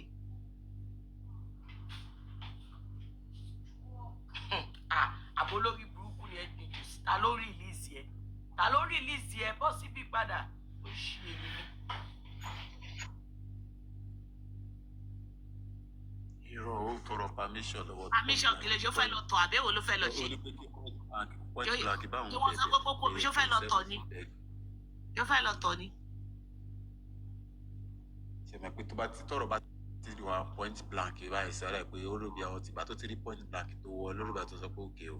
I have released you. Kò tí ì lè lọ. Kò tí ì lè lọ.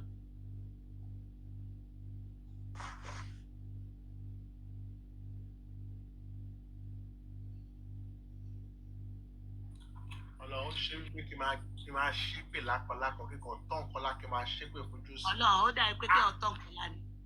Bàbá ìyá wèrè gan-an. Serious.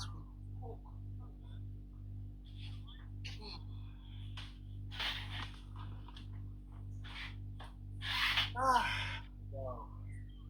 Lágbára Ó báyìí. dá wèrè lọ́nà ó tún tó ya prime boy náà.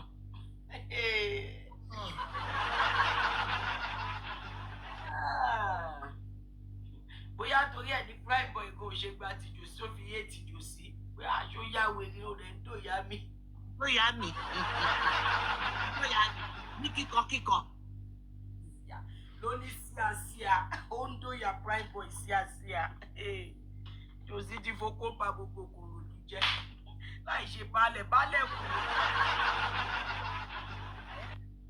Kòròdú wọn ò túlù mọ́ra wọn lórí olórí burúkú ìwọ ló wá fẹ́ túlù.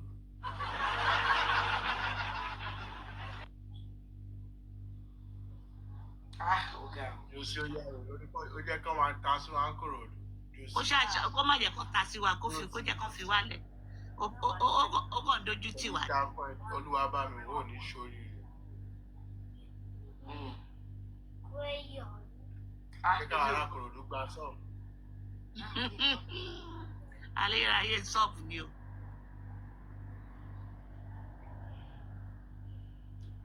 Jòsí ò ń ṣará Kòròdú ọmọ Èkìtì ni o. Bára yìí. Ó ti do nílé. Àlejò ti do nílé. Ṣárífà ti bọ́ ọ̀tà ìjà gbólóhùn gbogbo ààrẹ kí nìyẹn fẹ́ ṣe. Ó pè orin ni. Ọmọ ọlọ́jọ́ bí àná. Ẹ̀kẹ́ wọn kó lè máa polówó ọjà ni. Ọjà nínú ìbá wa ta. Owó tó máa fi lọ sí táwọn ọmọ máa fi jẹun láàárọ̀ la máa pa ẹ̀fílẹ̀. Owó ọmọ sukú ọ̀la olórí wọ́n sì máa lórí òyìnbó wèrè tó ti sọ kìíní yẹn wọ́n wá ti pa kẹ́rẹ́ lọ́wọ́ rẹ̀ ló ti gbọ́. Ọmọ olórí burúkú ni làgàtà ayé yẹn ti bàjẹ́ tẹ́lẹ̀.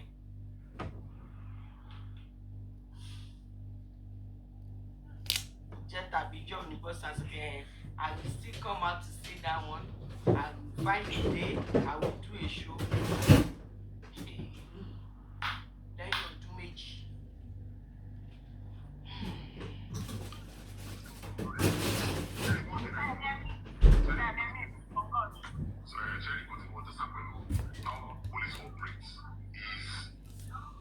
Gbogbo èèyàn gbọ́ pé wọ́n fẹ́ bẹ́rí ọ̀rọ̀ yẹn mọ́lẹ̀.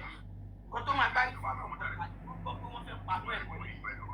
Ẹ̀ẹ́dẹ̀ lè panú ẹ̀ mọ́lẹ̀. Jòsí tó yà ní Mosquito ti confirm fún wa.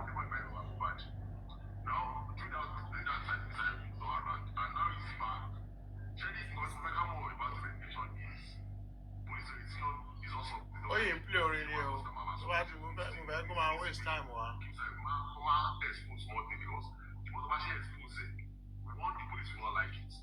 Things like this, Robert, I think I'm my expose. But you can't get that to go.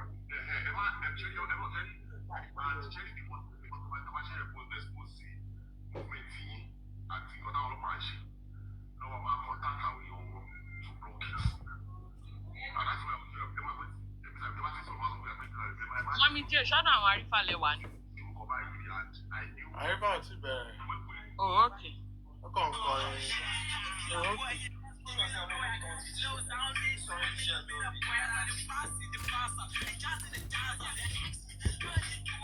Jòsí John rich grade ló kó nígbàdí.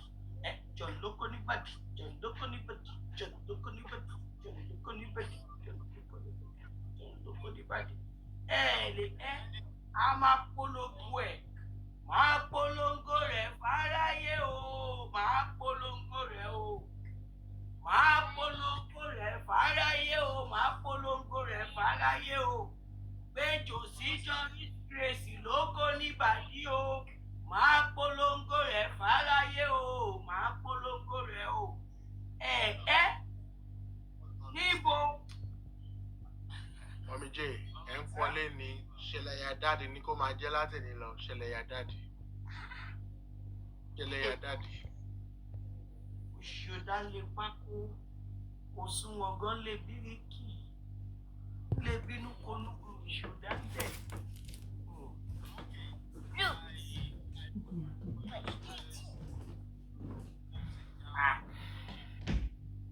I'm showing out my Ẹ̀wà ni kó máa sọ. Káná ti gbọ́ pé ó fẹ́ sọ nǹkan yẹn ni, wọn ò ní jẹ́ kó sọ síta rárá. Ó bá wọn lù. ẹ máa wò wọ́n lè máa dírágì mọ̀ṣínú yẹn tí ò bá gbọ́ tí yẹn bá tún lọ síbòmí lọ sọ́n máa dírágì ẹ̀ pé kí ló fẹ́ gbà bẹ́ẹ̀ àwọn ò ní interest nínú ẹ wò àwa ti gbọ́ àwa gànù sí àdẹ ní gànù mo máa ń delete gbogbo nǹkan lórí fóònù eléyìí mo ní delete ẹ̀ máa save ẹ̀. ẹjọ́ má delete ẹ̀ o bàbá yín máa jẹ pankẹ́rẹ́ yẹn sí àsíá ni. wọ́n ní aṣẹ́wó ni jòsí Mosino ní aṣẹ́wó ni jòsí. ẹ bá wa tún play mi ò pé mi gbọ́ bẹ́ẹ̀ ẹ bá wa play jù. lálálẹ́ Sunday tèmi ò bá lálálẹ́ Sunday. Categorically, nobody has got the evidence. Let me tell you something. Sorry. Nigerians, I'm sorry. Are you ready to play us the evidence? Wait, I am so sorry. You are not ready to play it. Wait, I am not playing anything. I am not playing anything. Good. Wait, I am sorry for you to have think one thing. I am not the one that released the video, right? I'm not saying that the one. Wait, Enisuru. I am not the one that released the audio, right? And I'm just here, to make you understand that yes, he has done something wrong. You understand? See, the level where I am an adulterer. General Mosquito. Ẹni sùúrù. Ṣẹ́rí nǹkan tí ẹ mọ̀ ni pé wọ́n play game láàrin ara ọ̀rọ̀ yẹn ti tó resign. Ọ̀rọ̀ yẹn ti wà ń tà. Either you believe it or you don't believe it. I don't want you to allow me to forget my line of thoughts, General Mosquito. Just relax, let me very much. Thank you very much. When did I even stop? Okay? Now listen to me. Let me tell you the fact that people don't understand. A lot of people in this A4M, even though they have not even seen my face physically, as in I've not put my face that day, this is vengeance, menini. A lot of people have been in my inbox telling me how intelligent I am, how they would like to get to know me better. They were idealizing me. A lot of young women, some of them had good intentions.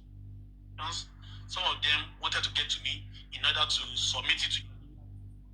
But all of them were saying, Benja, I love the way you talk, I love the way you what do you do? Will you say because of that? Supposing you go to see that chart, you will now say, vengeance is already sleeping with those women. No matter what Grace, please, General Moscow, no matter what Grace said to you in that platform,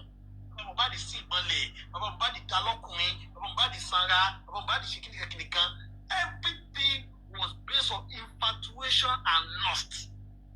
Did it happen? Unless you can play us the evidence, General Mosquito, can you please, for God's sake, stop this narrative? You are saying affirmatively as if you were in the room. Every day to carry a city. You are doing Mo ti sọ fún yín pé mi ready àti sọ nǹkan kan. I don't want you to see anything until you are ready to play the evidence. I am not playing anything. I'm just telling you. The body DNA correct, I accept what you are saying with DNA. What you are saying with General Mosquito is it's not today. You are not the first one to even tell. Let me tell you something. As soon as I hear it, listen to me. Listen to me, General Mosquito. As soon as they put it there, I want to raise ìjọba. We want to make our critical máa lọ. I was one of the people that came out and said, the DNA is gone. So it was not you that you are telling me now, the DNA is gone. No, the DNA is not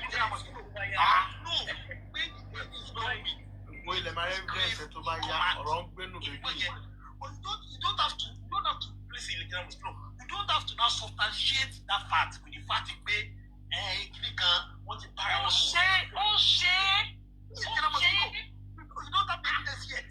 Can you stop This Grace, má ṣe oyún yẹn, má ṣe oyún yẹn o, má ṣe oyún yẹn o, tó má lọ kú o, má lọ ṣe oyún yẹn o, má ṣe oyún yẹn rárá o.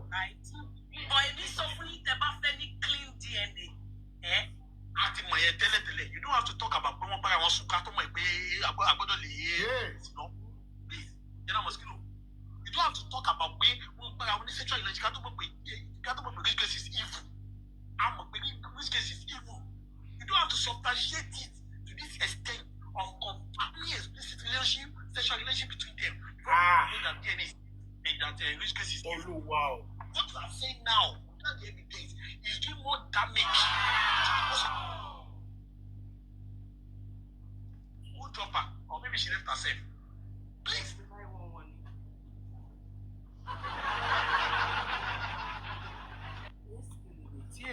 We take one forward and we take 20 steps backward. I don't understand. Where lies our loyalty? Where lies our allegiance? People are making inflammatory statements. And yet, if they ask you for the evidence, you said, which place can talk anything about Baba Mohbad? Only support Karimo. Did you have the evidence that they went to the hotel together? When they sexual relationship? No. It was based on what she was thinking. She was fantasizing and producing aloba. If you know otherwise, many ladies do that. Many women do that. People that are but they did it to me and they have not even seen me before. So that does not mean and you are saying it confidently. Please, the way you are saying it now, are you drawing more support for that man or you are chasing support away from that man? General Mosquito. I don't understand what is the motive behind this thing. Which grace is evil. But using AK-47 to kill a lizard does not really want it. No, Baba Mohbad sọ̀rọ̀. General Mosquito. Baba bá yín sọ̀rọ̀ sí brain wọn ẹ jẹ́ kó clear ẹ má jẹ́ kí anybody ní influence. This revelation has not done anything to let Baba Mohbad in clear brain. This revelation will not, this your issue, will not give Baba Mohbad clear brain. Don't get it twisted. This you say when you say regulation, okay, you're not Baba Mohbad in clear brain. You are giving the anti-justice content. You are affirming their plans with this thing that you are saying. I am not affirming anything. I am saying what I focus. I am saying what I okay, any nǹkan ṣẹlẹ̀, wọ́n sọ̀rọ̀. Tí nǹkan bá tiẹ̀ ṣẹlẹ̀, táwọn kan ṣe mistake, bẹ́ẹ̀ ṣe bí wọ́n ṣe ń ṣe tẹ́lẹ̀tẹ́lẹ̀ bọ́n ṣe ti máa ń ṣe. They will call them to order nínú ilé. Wọ́n bá wọn sọ̀rọ̀ kí ló ń ṣẹlẹ̀, ẹ jẹ́ ká settle ẹ̀. But trying to pull tears from people away nítorí pé ká ẹ lè ní stand. That does not cement what you are saying. Yes. Kò cement ẹ̀. So why are you saying it? You are saying for grace for your. Yes, nǹkan tí mo mọ̀. How do you know it? If this case confess to you. If this case confess to you. This is ridiculous. There are a lot of things. Timothy ready. I'll go back into the I beg you. All these. I just want no. Unless can you stop saying all this when you go to any other place? I'm begging you. Hello? Unless ready to show up. When you go to any other place, over short. Basically, you sort of wait. Want to Baba Mohbad? I want to sing you. Want to hear it? Why do you get this off? You mean Baba Mohbad? I said, "Pull out and you we want to hear it. If you cannot play out that, please stop playing into the hands. You are playing to the by the time that one come to light, understand. Let us wait today, General Mosquito. Let us wait today. Cannot assume. Please. Cannot assume. Please. General Mosquito. Please, I beg of you.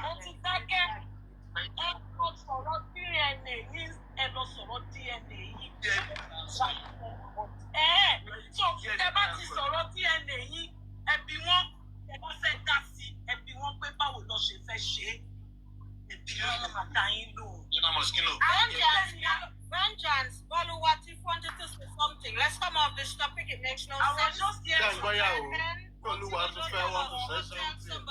Let me stop on the one. Jossy,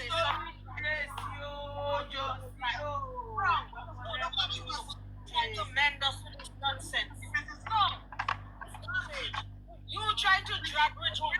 You don't understand what he's doing to Baba. Baba is the bigger name. Baba is at the forefront. He's the one That is the everybody bigger knows. name. Just leave it alone. That is what we're saying. Vengeance, remember one time, I think Bookie Jesse had gotten a hotel that time for Baba when he was stressed out. And Baba went. Imagine they had a hotel and they post Baba pictures and videos of him. What if that man was naked? What if that man had nothing on? You guys do too much to that man. Leave him alone. You don't have no evidence. We're not doing no propaganda. Yes. You guys want to go do it elsewhere, go do it. That's fine. Mr. Bonawati, if you wanted to say something, say. If you don't have facts, come here with nothing else. That's it. Assumptions. Against Baba. àti ṣú ọmọ mi fúrámà la ó jẹ́ lọ́mọ kan balẹ̀ ọmọ mi Òṣùpá. Tó bá tásìkò àti ṣú fúrámà là bá ṣọ́ọ̀tì mọ̀síkínò jù bẹ́ẹ̀ lọ tó bá tásìkò tá ṣìírí yẹn máa jáde. Àwa làwọn olùdarí táwọn ọmọ rẹ̀ ẹ fẹ́ kú. Ẹ̀yin ní kọ́ bójú wọ́n fọwọ́ bójú. Protest. Èmi ò nídìí nǹkan mi expect pé public ní. Ó ń dẹ́rù bà lélẹ̀. Yóò kí bàbá mi lọ́dọ̀ bẹ̀rẹ̀kẹ́. I don't think it's none of our business. All we want is justice and we want him to stand up and as a justice for this boy. Anything they have done at the back end to me Mama T. Talking about my anybody. Anything they have done at the back end, at the back door, is none of my business. All we want is justice for Mohbad. We want justice. So, can we go in form of protest to go and meet Berekete? If we said we want to go, like 2, 3, 4, 5. These are máa bá wa dá padà tó bá ti ń dé stage àwọlé ẹ tún máa bá wa dá padà sáti bẹ̀rẹ̀ a máa pín ẹ̀ pa bẹ́ẹ̀ tí ẹ jẹ́ kó sọ̀rọ̀ èyí tó ti sọ yìí kò ní parun ẹ jọ̀ọ́ ẹ má bẹ̀rẹ̀. Categorical. Nobody has got the evidence. Sorry. Vengeance, I'm sorry. Are you ready to play us the evidence, please? Wait, I am so sorry. You are not ready to play it. Wait, I am not playing anything. I am not playing anything. Good. Wait, I am sorry for you to have run this whole thing. I am not the one that, right? I'm just saying that. Wait, and this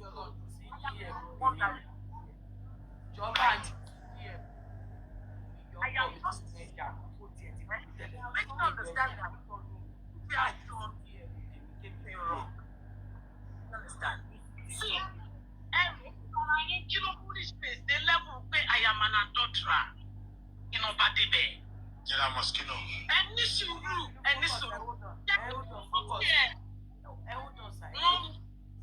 I am adulterer tí rich grace sáré wá sọ síta yẹn ìyẹn ló ń pè ní àìtètè mólè olè mólóko pé tọ́rọ̀ ìbá tiẹ̀ máa jáde kí n kúkú wá sọ pé oníṣìná ni mí nígbà kan rí. confam o ṣe rí Moschino tí ń jáde fún ó ti wá jẹ́ kó madolize pé kó tó di pé Moschino ó ti mọ orú èèyàn tí Moschino jẹ́ tó rọ́jọ́ ṣe ọjọ́ mú ni kó tó di pé màmá sọ fún yín nǹkan tí mo ti sọ fún àbí nǹkan tó mọ̀ pé àjọṣe pẹ̀lú Jossy. Èmi kan fẹ́ kọ́kọ́ fẹ́ jẹ́wọ́ fún yín o I am adulterer o ní òun rich grace o kò ń ṣe èmi mo sọ o èmi kọ́ mo chọ́ rich grace ló chọ́ o ó ní pé ṣe rò pé bóyá did you think I tread the path of Christianity all my life? She said she was an adulterer. and she said òun máa ń mu star tóun bá gbẹ́sẹ̀ lé kákan star àgàgà tó bá ti Sunday wọ́n jọ máa ń mu bá kú. Ilé ń wí yìí, wọ́n jọ máa mú tó máa jó kẹ́rì ni. Wọ́n máa jó kẹ́rì. wọ́n máa jó kẹ́rì ni wọ́n máa jó kẹ́rì. Ọlọ́run bọ̀ wá. Lálẹ́ ìkósórun. wọ́n máa jó kẹ́rì ni. Ọlọ́run lè ṣe kí mo. eléyìí tí Vengeance sọ rẹ̀ yẹn eléyìí tí Vengeance sọ yẹn Bukky Jesse bá lọ mú mosquito mọ́lẹ̀ lásán ó máa kọjá rà á fún ní confidence ní sọ̀rọ̀ kí ló ń ṣe fẹ́ sà kó fẹ́ dira fún Vengeance. Ìyẹn náà wọ́n ti ń bẹ̀. Ṣé ẹ rò pé gbogbo kò sí gbogbo kìíní ìnáwó Bukky? Ẹ gbàgbé mosquito gan máa ti fún Bukky ní gbogbo ẹ̀. láti ẹ̀ ti fún Versace gan Ó pàápàá. múramúramù mọ́ jòsí. Ẹ rò pé kò ti ní kóró pọ̀ jòsí lọ́wọ́ ni. Mosquito máa ti dà fún Bukky tipẹ́tipẹ́. Orí ẹ̀ ló ṣe ń dúra múramù mọ́. Kódà gan, ká ní kò tí ì dà fún tẹ́lẹ̀. Ní alẹ́ iṣẹ́ òtọ́ ṣe yẹn, wàláì Bukky máa wà bẹ́ẹ̀. Tí ò bá sí Bukky bẹ́ẹ̀, wàláì wọ́n ti máa rìkọ́dù ẹ̀ wọ́n máa sẹ́ǹdẹ̀ sí Bukky. Wọ́n dẹ̀ ti máa pe Bukky kó lọ gbọ́ nǹkan táwọn sẹ́ǹdì sí yẹn. Láti gan wọ́n máa jí láti lọ́wọ́lọ́wọ́ báyìí, wọ́n á ti dá sí láti náà pé kó gbọ́ nǹkan tó ṣẹlẹ̀. Bukky dẹ̀ ti máa reach out sí mosquito pé ó lè wá sọ fún pé kó ṣì ní sùúrù ó jọ kó fún òun láwọn evidence. Ẹ gbá àwọn nǹkan tí Lagata sọ. Bukky ò kì í sọ ti wá evidence kì í ibi tó bá jókòó sí lọ ti máa lọ bá evidence jù sí. Ẹ rò pé kò ní nǹkan lọ́wọ́ ló ń dún ramúramù mọ́jú sí. Òun kàn máa wá lo gbogbo evidence tó bá fún a fi yọra ẹ̀ kúrò ní ṣíìtì tó kó everybody sí. A wá sọ pé wọ́n wo ìwà tí jòsí ń wù kàn wò ìwà tí jòsí ń wù. Kò wá ní give bóun ṣe ń ṣe kò wá ní give credit fáwọn tó wá fún ní information. A wá sọ bíi pé òun lòun mọ info yẹn bí Bukky ṣe yọ. Kò ní sọ pé íńtánẹ́ẹ̀tì jẹ́ ká máa gbọ́ bóyá focus ẹ má bínú. Ó ga o. Àti pé mosquito yìí ò tí ì fẹ́ kọ́ gbọ́ nǹkan tó ń sọ.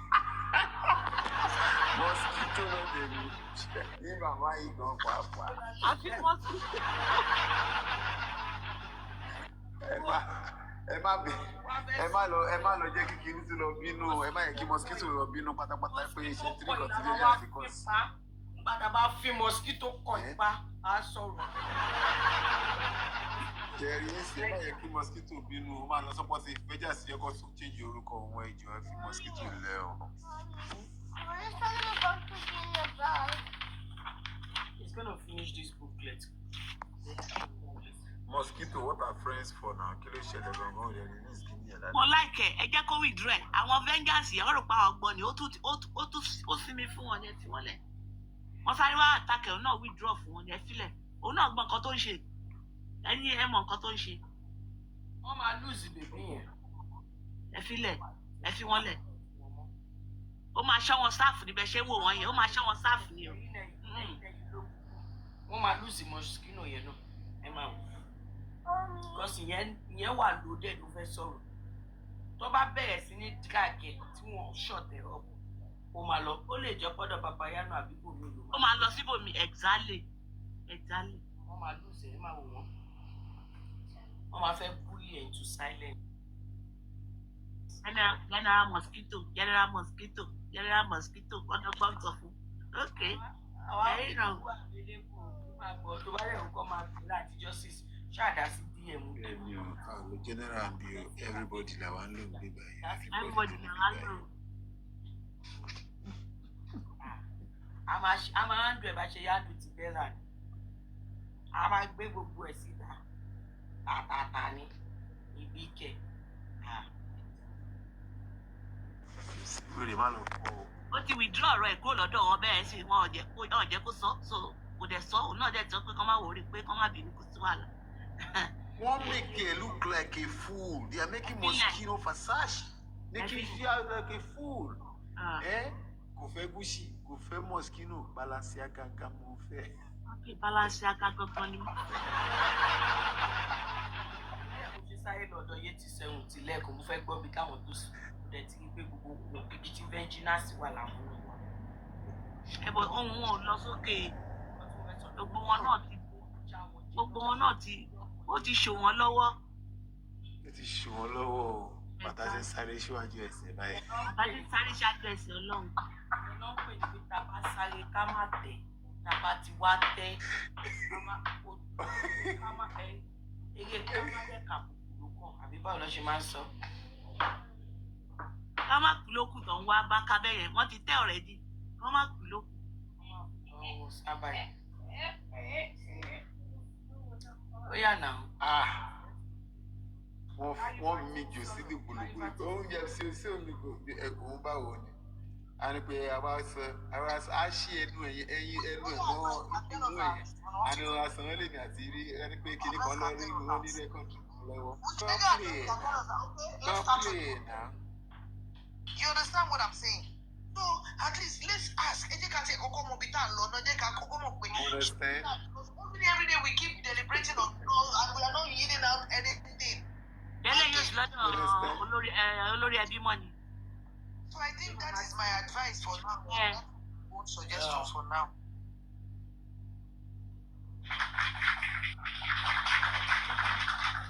Larika of TikTok. Thank you so very much, Mama T. That is a brilliant Yeah, one. to be flight for the first time. Going to break it in. Right. He should seek a legal advice. So we should bring in a legal practitioner who knows much, who has been practicing for years. Tony Akoto wọ̀rẹ̀ àárín ikọ̀, Anthony àbí Tony àtọwọ́rí.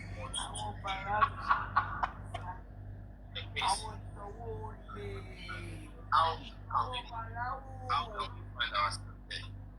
Are we to go in terms of protest, or we should just walk in? Tony àyẹ̀kọ́ sáré bú wa lọ́jọ́ méjì ọjọ́ mẹ́ta ní ló bá tó kù.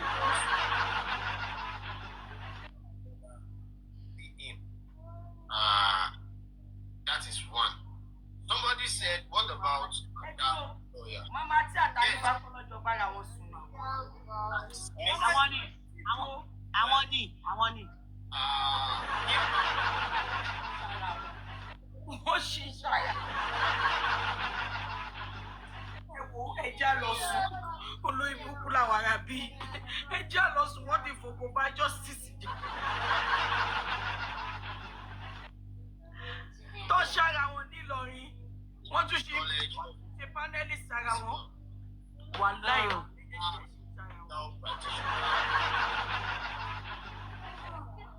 Ṣàkúṣà.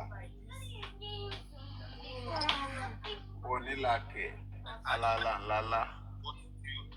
And all that. Is that the one you are supposed to call? Is that what you are supposed to call? Bàbá àdìgá á máa mérí ni pé ṣáyé lẹ̀ ń ṣe ìṣá ìyẹn.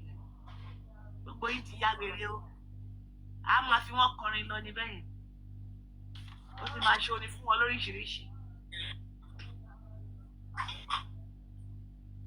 Going to be live. It's not going to be them coming on TikTok. No. Walks up to their chamber. You're going to sit side by side. Ask them what questions. Then respond. Public. Ọlọ́run ló máa bí wọ́n pé.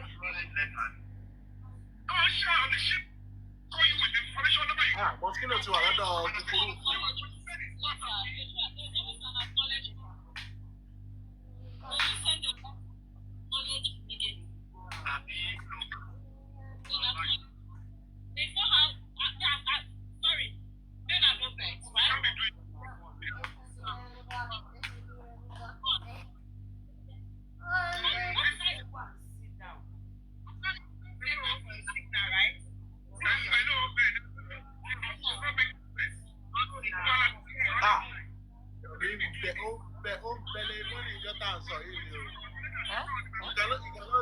Social media, you're being paying money. It's just on social media.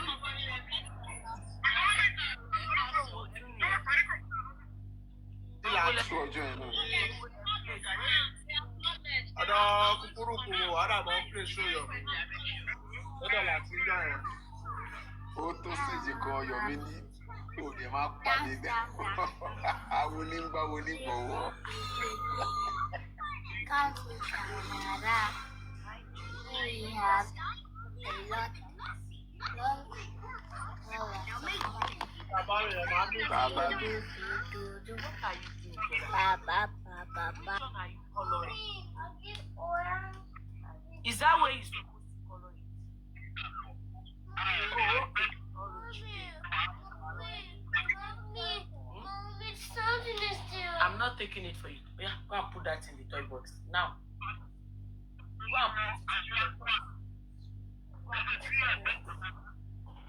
Yeah, pick this one up. Come here. Yeah, pick it up.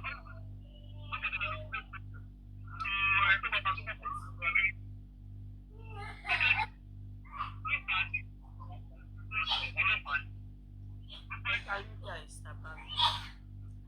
Judah, how are you? I hope you are taking good care of mommy. Yeah, go to daddy's room. Go and sleep.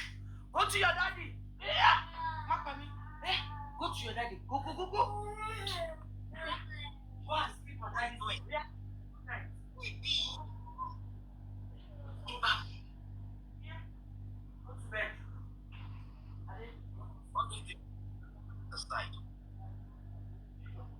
All this habit, don't promote what they are talking about because it is not from our side. All these things we need to put it aside. All this habit of now me, only we fit do am. If no be we, nobody else fit do am.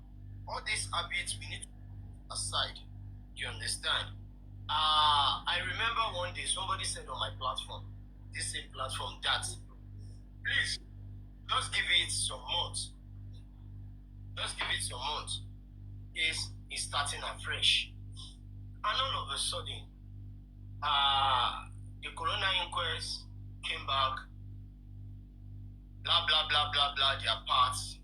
At the end of the day, they shut the door and all hope was gone. Waiting for the criminal courts. Or ask yourself, what are they taking to the criminal court? Is it the advice of the corona inquest that will lead to the criminal court? Corona is still somehow supporting what the DPP has put out there. Some way, somehow. The only difference there is that she did not mention the name of spending, that he should also be, prosecuted, but categorically the nurse. So, compare that to the advice of the DPP earlier, it's still the same thing.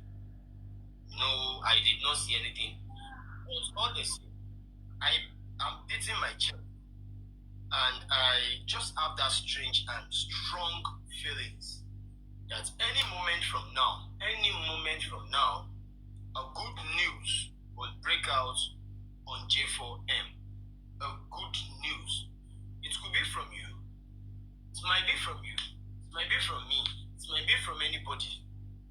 Once the news is out here, let us embrace and let us support whoever that has gone extra mile, to make sure the case having a better way forward. So it's going to be a good one.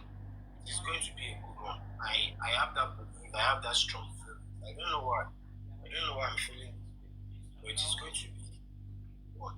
Very, very soon, a good news will break out and will reshape. You know how to do this one, right? Okay, go and do this.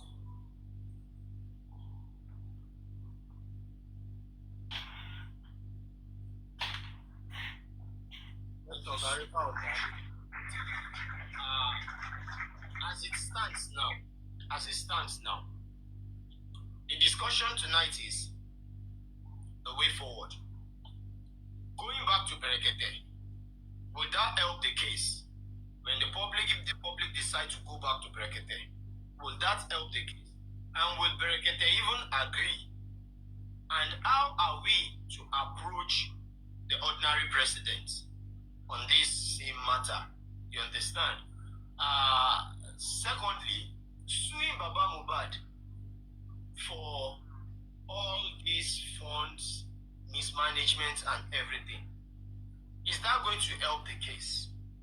And if that is going to help the case, in what way do you think that can be done? You get it? I am saying something on Papariano before the live ended. I am trying to, let us understand that going to Brekete in terms of protest, the idea from K-Crown that we should protest in front of Brekete, with our placards and requesting him to please come back into the case for the sake of the boy and the sake of public. Well, doing that is good. I swear it is. But I believe there are so many things that makes this man to decide to move back.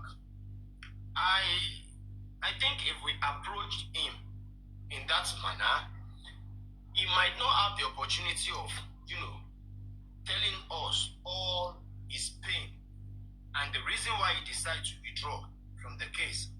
We will not know the right way to even attend to him, talk to him, persuaded him, and convinced him to come back into the case.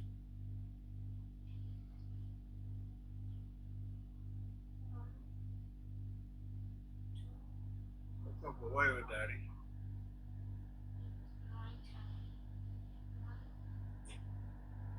He's completely of everything. Single-handedly, he's going to take care of everything. Anybody should not contribute money. The Baba Mohbad should not ask anybody for anything. He is going to handle the case. And I believe that is going to be a big setback for Baba Mohbad because if he decides to dance to the tune of Brekete, there will be no room for GoFundMe. There will be no room for access. And some other stuff. And I believe the access bank has been in existence even before Brekete comes in. Yes, because I remember when the first time ever I'm going to be coming across Madam Aries on Papariano's platform. She's the first person who talks about the access to my own hearing and all that. So the access bank has been in existence even before Brekete comes into the matter. I don't know about the GoFundMe. I think the GoFundMe was after Brekete. I can't really remember. Postman will buy a farm, why are you mentioning Aries? So, Postman started the access account. So, which corridor? Oh, I'm there. Postman, I'm there. It will be the right one to follow. Straight down to Brekete to protest, or you should just walk in there peacefully, follow all the normal protocols in order to have a very good conversation with Brekete. Or we should decide to go in terms of protest so that we'll drag his attention at all costs to ourselves. Do you understand? So the disadvantage of going without protest is that they might not give us, a date that will favor us. Over there, they are always busy. Always busy. That is it. The advantage of protest is either they are busy or not. Once we are there, they have to just give us the audience. They just have to give us the audience. So you need to listen to us, and we are just going to have a very good conversation. If it is with the protest, that is how it works. But the disadvantage of the protest to me is that he might not, he might not be free to talk. He will be very, very diplomatic in answering one or two questions, or in disbursing some information. So that is why I am taking an idea of walking down there peacefully. The protest is also a peaceful one. It's going to be a peaceful protest. There will be nothing like no. It will be a very, very civil and a peaceful.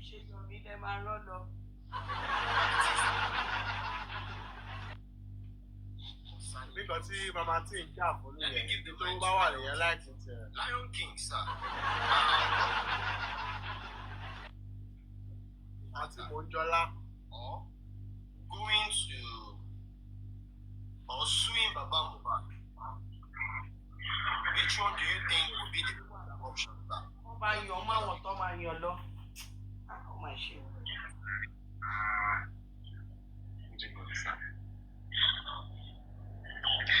If you could remember, there was a day I said on this platform that the reason why justice for Mohbad is not going to extend is because there are a lot of benefits coming from the death of Mohbad to the people that are benefited. So if I'm going to understand what's happening right now, the money is on an asset bank that the public actually contributed. The purpose of the money was not used for what it's supposed to be used for, which was very disappointing. So at this point, we hired private investigator, or we've done our own private autopsy for toxicology. I think that's the reason why the money was contributed in the first place. Good. But as the matter comes to now, Also the broken yeah. Oh God. Mama, we break it, even as our because it is public that contributed the money for a good cause. But the money was mismanaged. So we will now go to break it now. What will break it? This is what you are going to do. You're going to this justice that we what do you see here? distracted. Clearly, the public has actually been too emotional, and I don't blame the public. It's the country that we are in, which is a big change to the legal system, and the is a big change to the legal system, and is a big change to the country. The people that are in charge, responsibility of the enforcement. I'm very sure you knew what happened last week. They shot one guy in America yesterday. Guys, within how many days? They found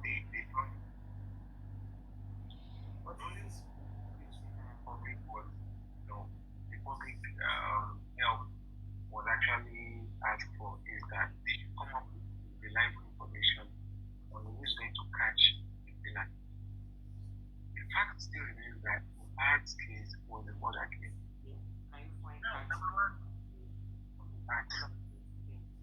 Another case of mismanagement of money abuse on its own, which should not even have actually come up. Like, it's not the public that's supposed to say, okay, fine, let's do toxicology, like, let's do all this digital forensic. It's not the public, it's because of the inaction of people in power, people that were actually given the responsibility to, get justice. It was just their own inaction. That's why we are here. And now, we will now still shift our attention to chasing Baba Mohbad. Why we chase them? So I can come and explain this. Again. So what kind of which one do you want to choose, dots or not? So what Not chase, we do that case and that is for another 8 months, 9 months, yes. 5 years now. From all indication, Sarifa, which I think is also said on this platform, that they already knew who five that. They already knew.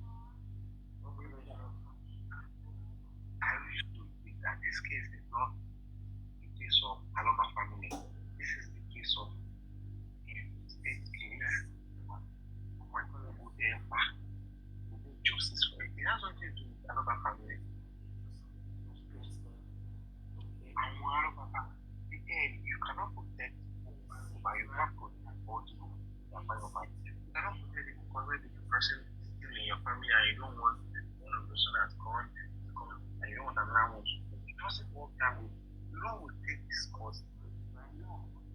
This is what time. You don't say time. Our energy on the group of people.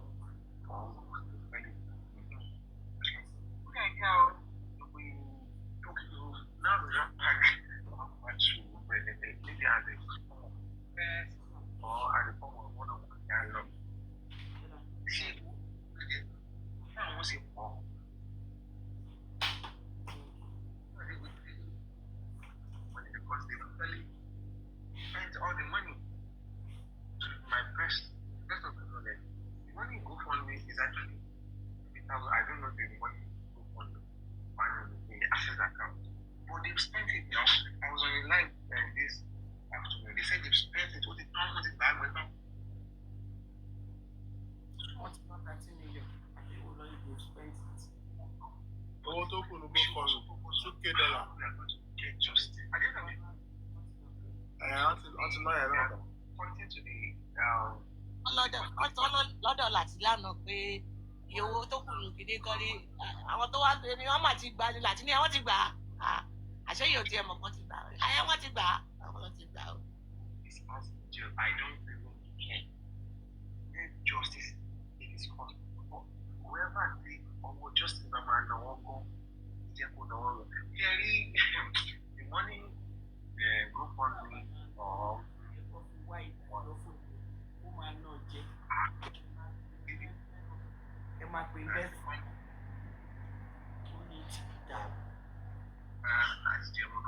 even for the fact that did I get money now? Yes, because they don't bring money to our, they don't just go to our head and say, yeah, come and contribute. It was actually due to our own emotion that we used to contribute. And that money was actually not obtained under false pretense. Maybe they did not come and cajole us. They didn't hypnotize us. It's not the money that was obtained under false pretense. Assuming it's the money that was obtained under false pretense now, and you will say we have a case. It was willingly donated the money. Arajiro Tawa, Aramodo Tawa. It became so emotional. Yes, so it was.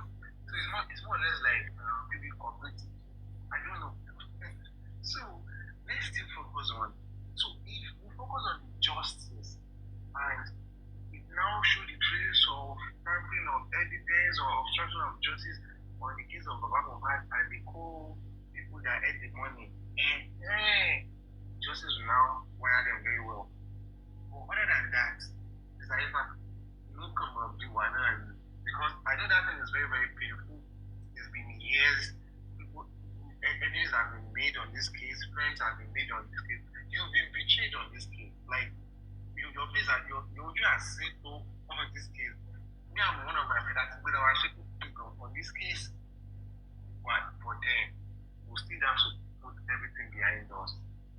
We that are looking for justice, we'll put everything behind us and we'll focus on those justice. It's very painful. If it's our limit day, I like your phone. We're robbed.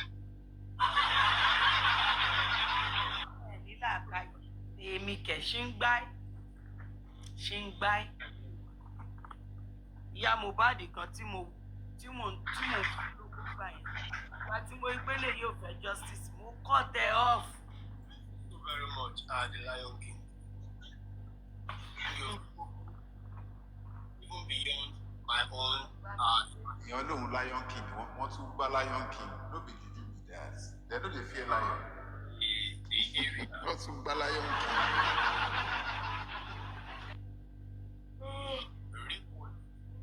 For what the money is meant for. Seems like a word and opposite. Everything just comes and goes. And no matter how the case is, all we need is just justice for Ilerioluwa. If we zoom Baba can't give us a clue of what by Mohbad. Justice. No, now. If we decide to crucify him day in, day out, that give us a clue what really happens to Mohbad. No. It has been done. We just need to put him aside. Him. We still get. Why can't we now decide? Faster, better. Why can't we just let him be? Then we'll move on. Why? Arifa, ìbàjẹ́ pé o ṣiṣẹ́ owó, o máa sọ̀rọ̀ pé just let him be, just like that. Arifa náà rùn. Lẹ́mọ̀ kéèdì Arifa náà rùn. Ìbàjẹ́ bù wọ́n ló ṣiṣẹ́ owó tó gbá yín lé lórí. Èèyàn kan sọ pé òun Lion King, ó ń tún púpọ̀ gbá àwọn èèyàn. Wọ́n sọ pé why can't we let him be? Will you keep that your dirty mouth shut? Kò jẹ́ káwọn tó lówó kó sọ̀rọ̀. Wọ́n dáṣọ sí wọn náà lọ́rùn jẹ́ fún ẹ. He's a good man. Wọ́n wá ń sọ̀rọ̀. Ẹbí ẹ̀kọ́ náà. Ẹbí àwọn tó jẹ́ pé wọ́n fi gbogbo gbèsè ayé wọn kàwé. Wọ́n tún fi gbogbo ọjọ́ ayé wọn náà tún fi ṣiṣẹ́. Wọ́n wá kó gbogbo ẹlẹ́sìn jẹ́ fún ẹ. Wọ́n wá ń kábàámọ̀ lé. Ó jẹ́ kí ìwọ aláìṣiṣẹ́ ọ̀lẹ.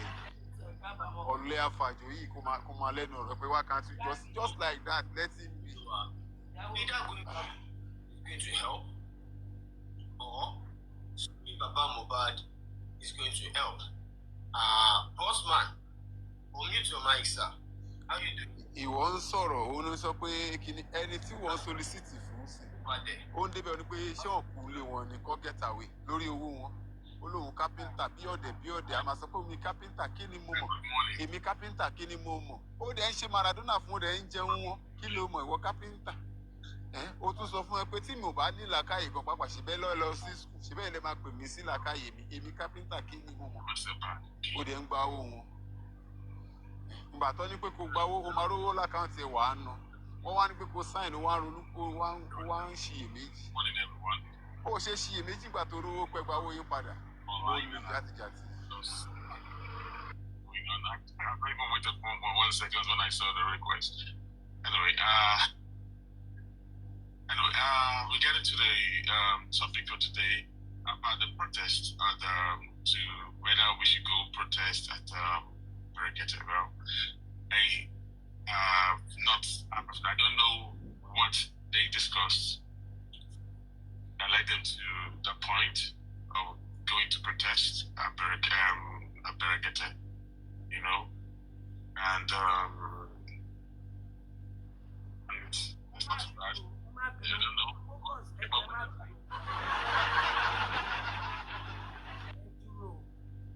No be juju be that. VDM ò gbé yín débẹ̀ mọ́ ni.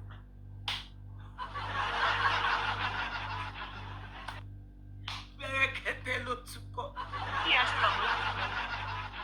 Kí ẹ sọ̀rọ̀ mọ́ láti bẹ̀. Alápọ̀dà làwọn ará bíi wọ́n kó ọ̀dà wọ́n dẹ̀ tún gbogbo. Ọ̀dà yẹn wọ́n dẹ̀ tún gbogbo. Ṣẹ́rí. Táwọn kan sọ̀rọ̀. BDM. BDM bá ti lọ sọ́dọ̀ lọ BDM. Last month àbí 2 months ago VDM ni mo gbọ́ Berekete. Mọ́mí VDM láti kò fún dádì. Ṣẹ́rí ẹ̀bùn tí BDM ṣe fún wọn. BDM dúró sẹ́nu ọ̀nà ó wá falà sí ìwà ìgbọ́ tó bá ti bí ìdá ẹ̀ kọjá àlàyé kẹ́dé nígbà. Wèrè kó wọn dáàrin àgbà mi ó dá wọn sáré. Ó wá pariwo ẹ́ o. Tó bá ti wọ yẹ̀rí wáìtì ẹ̀yẹ ìyẹ̀rí wáìtì ló wọ̀ lọ́jọ́ náà. Ó yìí náìsì tó bá ti wọ yẹ̀rí. Ọmọ wọn rí dẹ̀ ní ọmọdé wẹ̀ ó yà dà wọn ságbá náà yà wẹ̀ jáde. Ó wá dé tí odò ló dì kejì wa ṣọ don't play.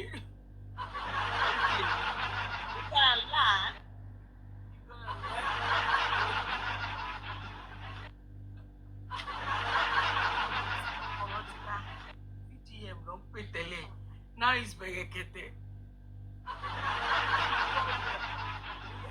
Jossy kó fi. Ló fẹ́ gba àwọn Haúsá iná kòbókò. Kọ́ ti rẹ kò ti mọ kó fún yín lápò ẹgbẹ́ kò ní kẹ wá.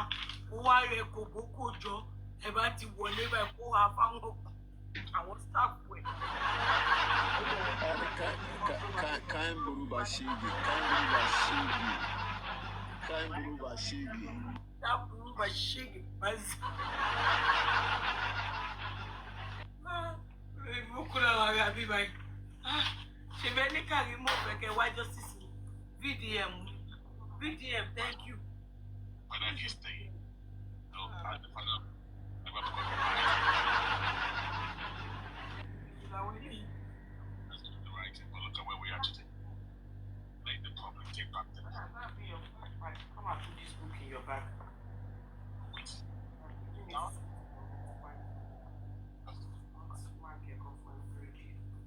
nothing. We can get. No, we don't need it. Call. Even if you're going to be stick quiet, let it remain quiet forever. You don't need it. Just yes. Just put it on. But, in a room where Peggy's going to go meet, we will have this segment on and ask questions. Just percentage of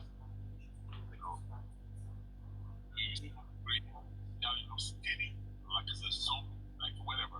You know, I look at it right now. It's too complete one. Look at where we find ourselves. So I don't want to talk about talking about the way forward. I think we should just I know that before. I know we spend a lot of money, we spend our time. Do you know what it means to be in this mobile for 2 years? Mobile team, mobile has cost me a lot of things.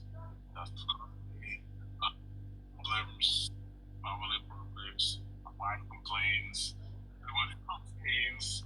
I lost my stature. I'm looking like a Somalian refugee at some point. I know, every one of us has gone through how the job, still have your headphones, listening to Justice for Women. I look at where we find ourselves today. So let the public, let them take the power. I know this pain and we spend a lot of millions into this Justice for Women to the point that everybody out there are calling this mobile money making machine. Right? The money, I'm not going to say that you let the money go. But right, they have the right to sue anybody, sue you. It's our money. They have the right to know how money is being spent. Because why now? Look at where we are. The money that we all pay in justice, we do not know how they how they spend the money, what they spend the money into. Now, if we are now going to do our own justice, it's going to require lawyer. We have to start paying money for that.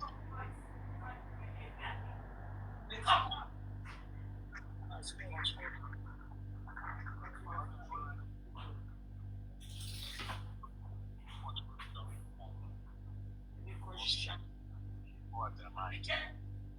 Brother, it's easy. Also, broken homes. Yeah, put your chair, your backpack.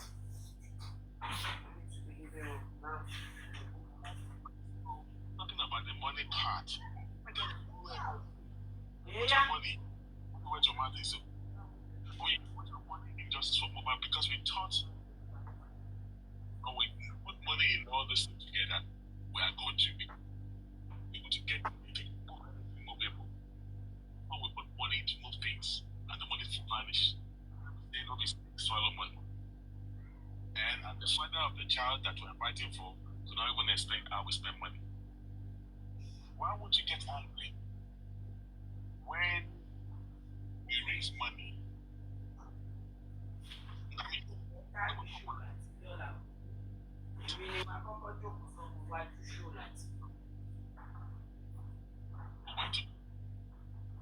got to know where they want to do part of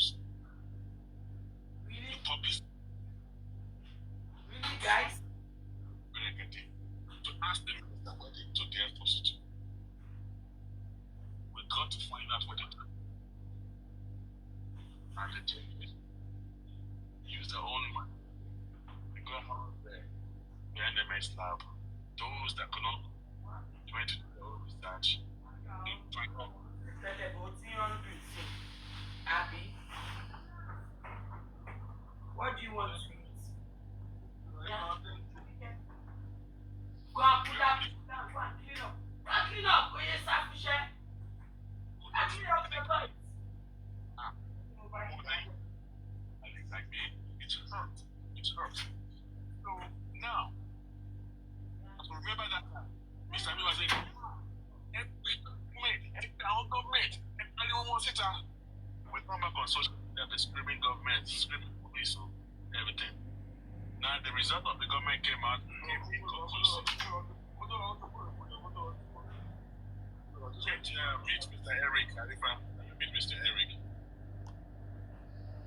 Now, we did all that. To the point that the government now gave us the opportunity for the family to go and do their own autopsy.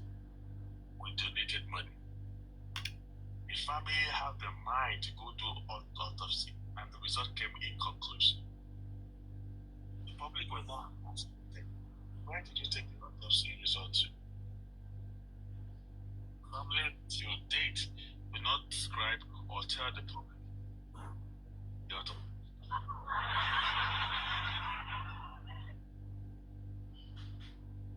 But they think that the public are fools, that we don't have the right. You use us to fight the government to know where they took their own to. Now it is now your turn, you the public that we are fighting for, you the family member that we are, you especially Baba. You could not give accountability of where the autopsy is was taken to. That's real.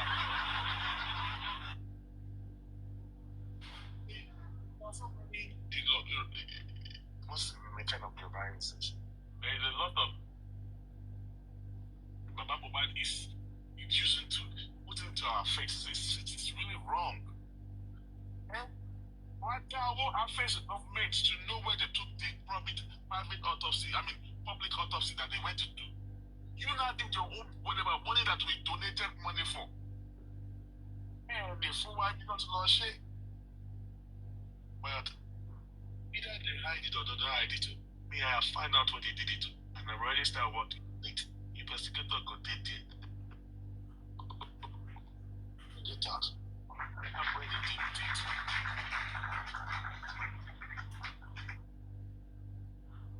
Just looking at them. They can keep hiding whenever. I have everything. We can document in this justice for Baba. Once they go to court and everything, I have big goddamn thing. Big thing. The address, the phone number, the name, the street, the everything. They're here. They're here. And I was not looking for all this while. All this while. You, Mr. Miwa, you were claiming that, the pathologist did not send you. They did not give it to you. They did not give it to you. With whatever I have here, believe she too knows where they did the stuff. She too, and Baba and Miwa, they chose not to just give it to the public. Yes, with what I have, which is written Kitikba, and they cannot tell me, she too cannot tell me, or anyone, Baba Mobile or Miwa cannot tell me that they did not know where they did the autopsy.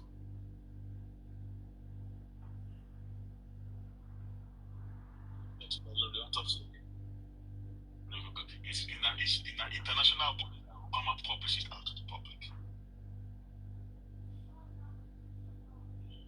Let me give you a clue so that for those the critical that think I'm really boss might just make him out. They did the autopsy in Spain, in Madrid. That should be enough. Put Madrid there. Right?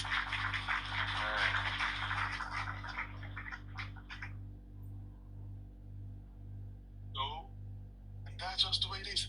The most annoying part of it is that till date, Baba Mobile doesn't fix to tell the public where they did the autopsy.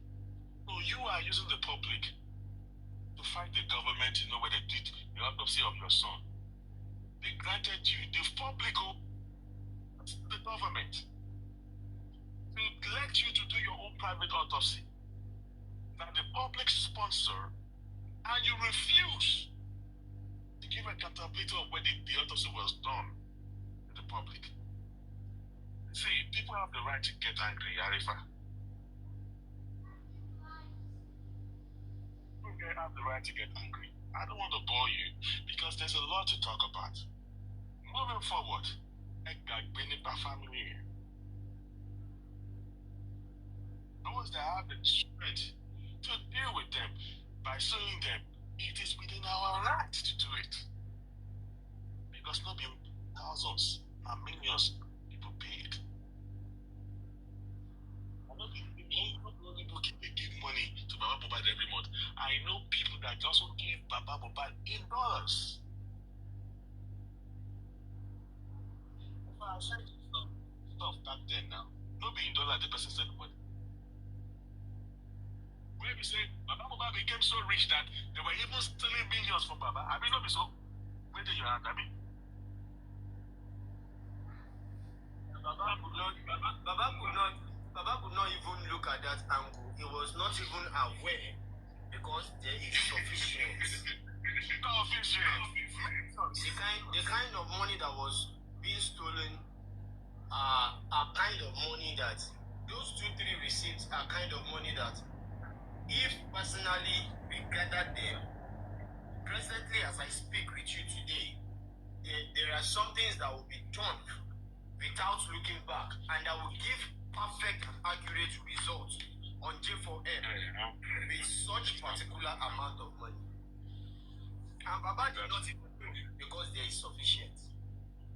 Yeah. Apart from the money of the GoFundMe, the money that people all over the world give Baba Mohbad, I'm not even talking about the people that I know. The people that I know alone is enough. Baba Mohbad is not a thousandaire, he's a freaking millionaire. Not to talk about some other people that I do not know. How much people give him that? Why is it now? Please don't do that again. But now there's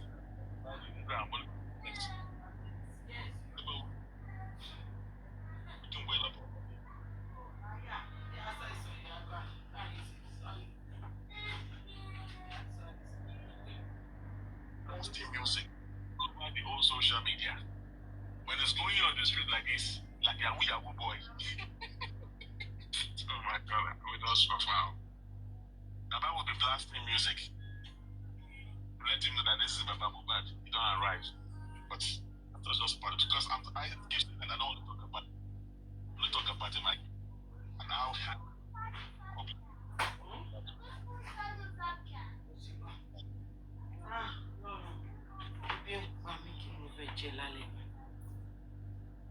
Let us go straight that Mohbad. We came into justice for Mohbad because of Mohbad himself, not because of the pattern, not because of the pattern. They don't give a chance on their. I don't give a half about it. What I am concerned about the DNA. Jordan. My own concern is waiting by this boy. Waiting by this boy. We've all seen the handwriting on the wall that there is something wrong that is not yet coming up to tolerate her at all. So that's just the way it is. So let's cut off the family. Maybe we're going to say the 2 years justice for Mohbad that we've done. That is for Baba Mohbad.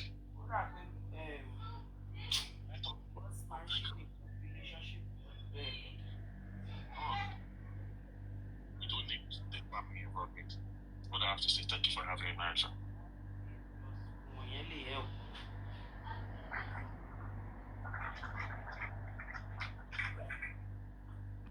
The only thing tí Bẹ̀rẹ̀kẹ̀tẹ̀ lè ṣe lọ́dọ̀ títí mi o. I really am. Bẹ̀rẹ̀kẹ̀tẹ̀ lè offer one justice. Bẹ̀rẹ̀kẹ̀tẹ̀ kàn lè ṣe fair DNA, transparent DNA. Only thing. That's the only thing. Only thing. VDM can compromise. But Bẹ̀rẹ̀kẹ̀tẹ̀, Toro ti sọ tẹ́lẹ̀. The only thing They are just getting there. Otherwise, in court of Kusheri justice yẹn sẹ́, tó bá ẹ̀ tí lè sọ pé wọ́n mú àwọn kankan tuntun kan jáde. Honestly, only the DNA, that is the thing. Tí Bẹ̀rẹ̀kẹ̀tẹ̀ lè bá wọn wá. Irọ́ ẹ lè parọ́ fún Bẹ̀rẹ̀kẹ̀tẹ̀. Ẹ lè máa nọ̀tọ̀ fún Bẹ̀rẹ̀kẹ̀tẹ̀ kẹfẹ́ gba justice. Ẹ mú yẹn kúrò bẹ́ẹ̀. Ṣùgbọ́n lórí ti DNA yẹn, ìyẹn straightforward ni. A dúró. Doctor ò ní gbàbọ̀dé fún. Òun fúnra ẹ̀gbọ́n náà ti láwọn eruku DNA ńlẹ̀ pé sẹ́ ẹ má wọrí. Result yẹn ni. So thank you. I mute for now. Ṣé sọ yẹn ó lóye mi bẹ́ẹ̀? Àmọ́ tí Bẹ̀rẹ̀kẹ̀tẹ̀ fúnra ara ìṣọ́wó ò ní kànwọ́. Tó bá fẹ́ ṣe ó máa ṣe bẹ́ẹ̀ ṣe sọ yẹn. Kò ṣe kú Méjì kọ̀nfàmù ni.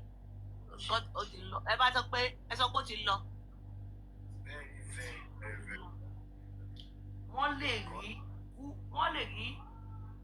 Wọ́n lè rí confam test ṣe lọ́dọ̀ Bẹ̀rẹ̀kẹ̀tẹ̀ nínú Nàìjíríà yẹn. Àmọ́ ṣéèyàn kan ò ní mọ èèyàn kan kéèyàn kan tún mú èèyàn kan kó mú ní Bẹ̀rẹ̀kẹ̀tẹ̀ lọ́dọ̀. Tábà lanú àdán kan àbá kan, tábà tún lanú àdán kan àtúbá kan ni ẹ máa wù tí. Ó ti lọ. Irú ẹ̀ ló fà á. Irú ẹ̀ ló fà á tí kiri fi ya jáwọ́ pé ẹ má bà orúkọ mi jẹ́ Oríyọmí Hamzat. Ẹ má wulẹ̀ ẹ wá ẹ kó ṣí dànù. Ẹ kó ṣí dànù kúrò wájú mi ní ìgbéra dànù. Ẹ kó ṣí dànù. Òṣìlẹ̀ ń ṣe kéèsì tẹ́ ń ṣe yìí òṣì ni òun ti rí ìdí ẹ̀ ó dẹ̀ ti ya Ẹ jáwọ́. kó ṣí dànù. Oṣù kọ́tẹ́ lè sọ fún Oríyọmí kò ní kò lè gbà wọ́n láyé. Wọ́n ṣe wà ní kò lè gbà wọ́n mọ́. So gbogbo àwọn ọ̀jọ̀gbọ́n pòfẹ́sọ̀ tó kóra àwọn ọjọ́ tó sápá yé ṣì fẹ́ lọ sọ́dọ̀ Bẹ̀rẹ̀kẹ̀tẹ̀. Bẹ̀rẹ̀kẹ̀tẹ̀ ńgbà tó Ó máa lé wọn yáyà ní ẹja bẹ́ẹ̀. Ó máa lé wọn yáyà. ẹ wọlé tututututu ẹ wá fẹ́ lọ padà lọ. Ó máa lé Ààrẹ wọn kòbókò yáyà. sọ́ndá àti àwọn àdá kiri ọ̀bẹ tó máa ń lò yẹn. Ó máa lé wọn yáyà ní. Àbí dágù àbí dágì àbí. Ẹ kó ṣì kó. Ṣé ẹ mọ̀ pé àwọn àbókí kan wà tó máa ń kanra ẹ mọ̀ pé àwọn àbókí kan wà tó máa ń kanra. Ṣé rí wọ́n máa nípa àwọn ilẹ̀ Yorùbá wá bíbà ẹ̀wọ̀n kan wà tó bá ti kọlà wọ́n máa ń bínú. Ṣùgbọ́n àwọn àbókí kan wà tó máa ń fa là bíi mélòó kan sí ẹ̀kẹ́ wọn bíi ti orúkú báyìí. Wọ́n máa ń bínú.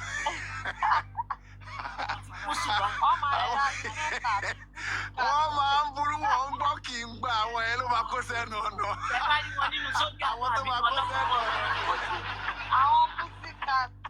Àwọn púsíkà tó ń gbọ́ wọn gbà ní bọ́ wà ní sójà náà wọ́n gbọ́ wọn gbà.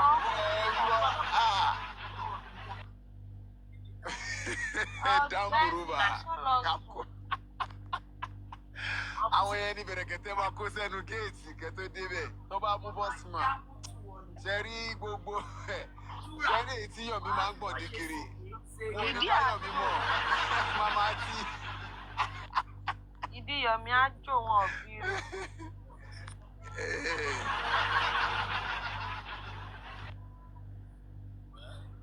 Gbogbo kóńkóńbìlò tó ń jókiri tó ń fìdí jókiri yẹn tó ń ṣe kọ̀rọ̀bọ̀tọ̀ yẹn. Wọ́n á kí dágà bọ̀ fún. Má fẹ́ lọ́dọ̀ Bẹ̀rẹ̀kẹ̀tẹ̀. Lórí wọn fi Bẹ̀rẹ̀kẹ̀tẹ̀ ní gba gbogbo rọ́bìṣì tó. Ẹ máa wò ó lè ní kí ló kàn pẹ̀lú Bẹ̀rẹ̀kẹ̀tẹ̀. Kò ní lọ. Ó máa wọ́tà ẹ̀ dáhùn ni ó lè ní disrupted kíní kan àákọ̀gbóyìnbó wèrè kan kalẹ̀. Pakistan òyìnbó tó máa ń sọ yẹn. Òyìnbó Mi ò kí Pakistan. máa ń mọ nǹkan tó máa ń ṣe yín. À ń sọ̀rọ̀ pa foundation tèmi. Foundation wà lè kí ló ṣe ní ọlọ́pàá. Òyìnbó Foundation Pakistan. à ń sọ̀rọ̀ pa foundation. Foundation burúkú náà ló máa sọ kiri. Foundation wo la máa fi kọ́ sí pé Bẹ̀rẹ̀kẹ̀tẹ̀ ṣe foundation. Àyàmọ́sọ̀ yẹn foundation. Ẹ kí máa ń kó foundation yín lé. Kí lè tún wá lọ sọ́dọ̀ Bẹ̀rẹ̀kẹ̀tẹ̀. Bẹ̀rẹ̀kẹ̀tẹ̀ máa máa wá yín kiri. Kò lè mú ẹ̀kú gbogbo lè tẹ́ ẹ̀ ṣe yìí. Irọ́ ni o. Òyìnbó Wọ́n ní kí Pakistan. Yọ̀mí ṣe pẹ̀lẹ́ nìkan. Irọ́ ni. A ní pé ṣe tiẹ̀ lọ́tọ̀ kí mi náà ṣe tèmi. We are aiming at one result. Yọ̀mí ò ní bá yín ṣiṣẹ́ láyé papọ̀. Gbogbo ẹni tí Yọ̀mí bá ṣiṣẹ́ papọ̀ pátápátá ló máa gbàdọ̀ bọ̀dẹ̀ fún Yọ̀mí ni. Yọ̀mí ò kí ń gbàbọ̀dẹ̀ fún Yọ̀mí. Wọ́n máa ń gbàbọ̀dẹ̀ wọlé fún Yọ̀mí. Ọmọ àlè. Ọmọ àlè.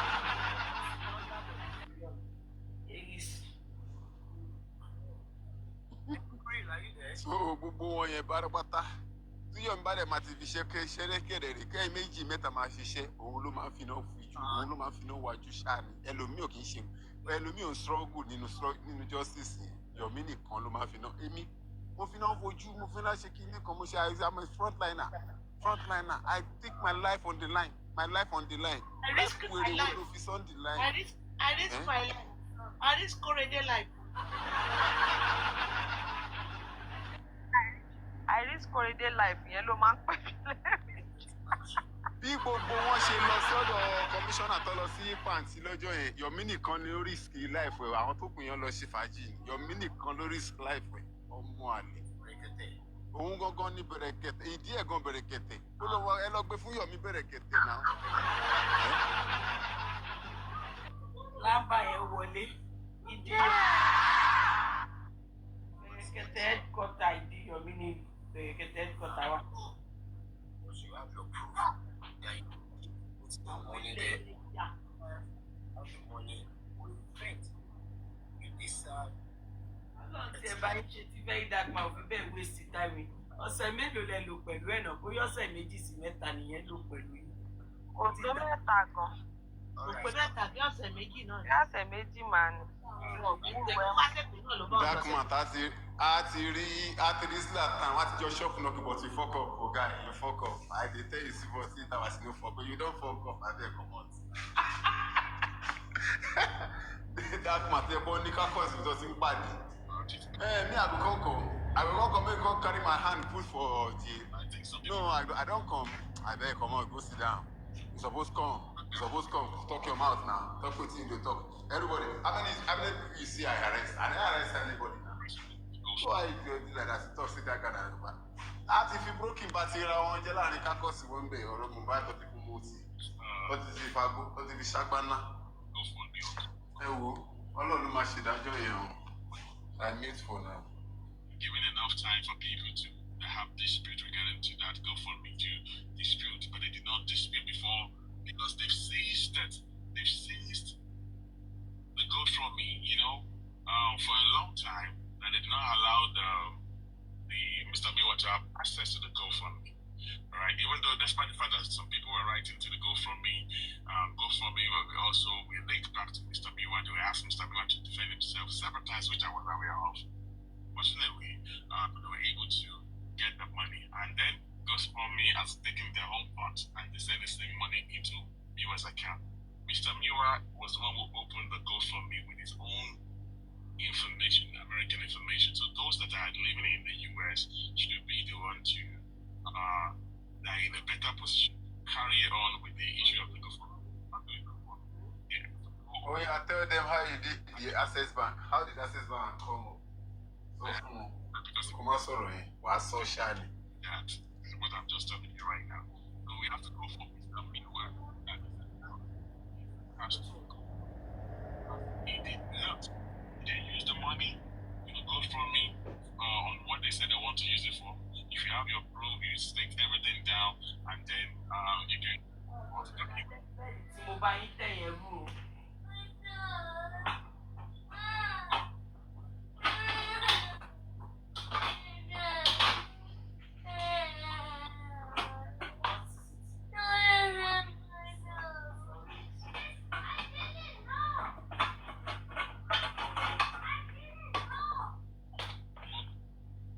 Security now, so you can it's a big deal.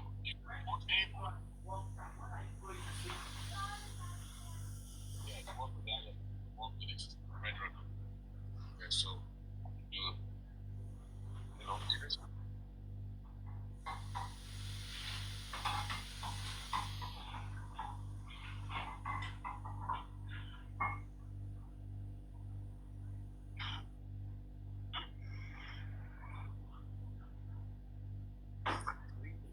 Find ourselves in a situation whereby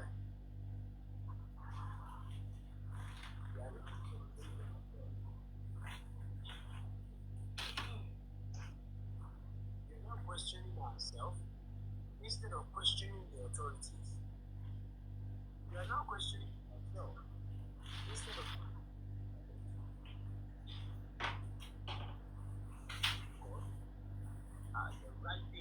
has not been done so far.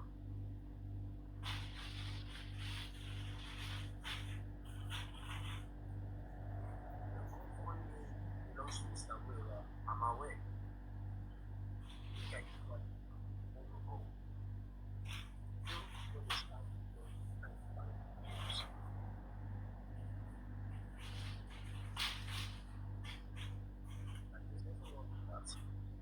Later when I was told allegedly that there's a specific amount moved from the new fund to Mr. Wheeler.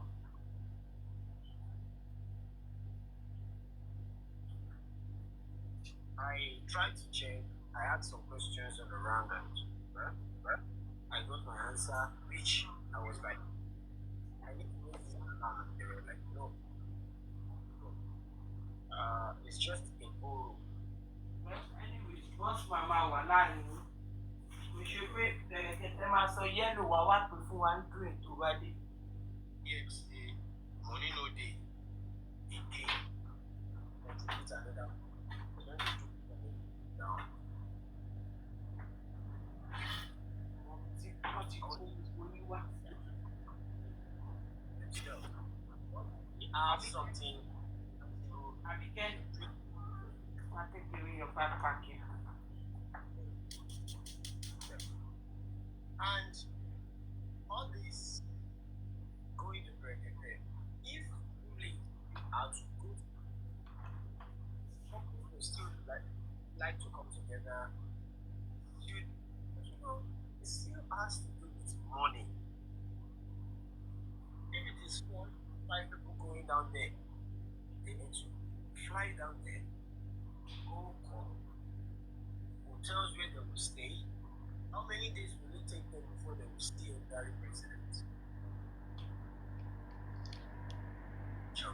How many days will it take them to see the president? Governor John. My dad.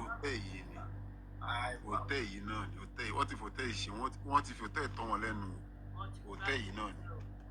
Wọ́n máa sọ máa ṣí èsì sórí àwọn wèrè.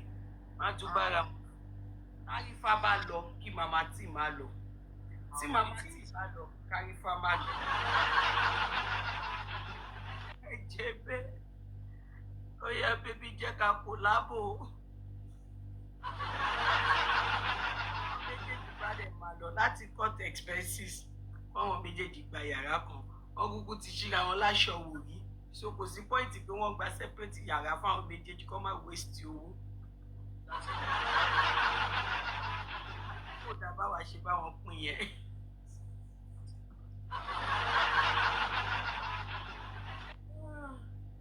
Ọlọ́run.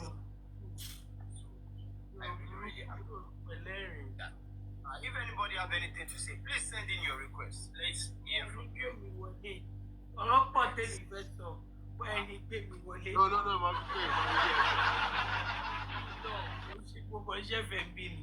Ẹni gbé mi wọlé ní lọ́rọ̀ tẹ́mi fẹ́ sọ.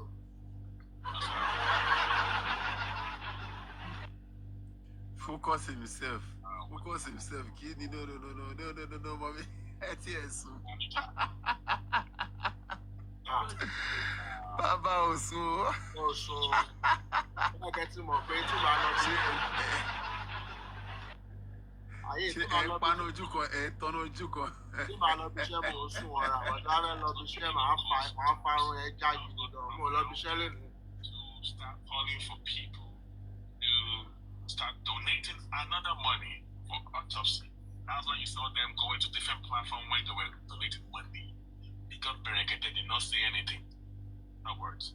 Now why that happened was that they said they should go ahead, that it was gbọ́ngàn tí kinní sọ ni Sami P ni ẹ jọ̀wọ́ kí ni túmọ̀ bẹ̀rẹ̀kẹ̀tẹ̀ èmi dá wọn lóhùn mú lóhùn tó pọ̀ tó pa pọ̀ jù. end of the which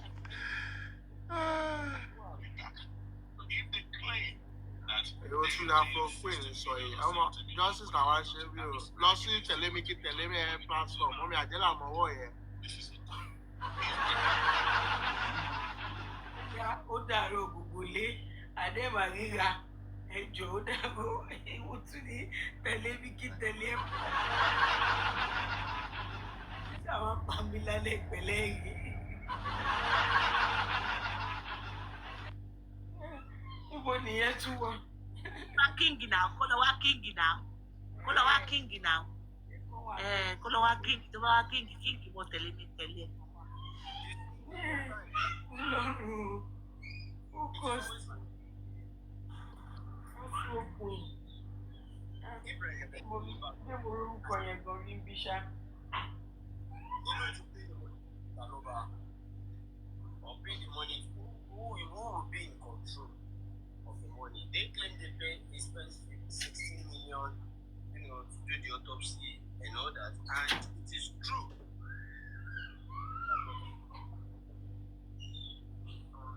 The money. Now come, let me ask you. Just like what was said, who is bracketed to return the money to? If at all, the set of people that will be going there and representing the public and done a very fantastic job by winning his heart. Are you using a different name before? And fulfill all the promises he has made. Starting from paying the money.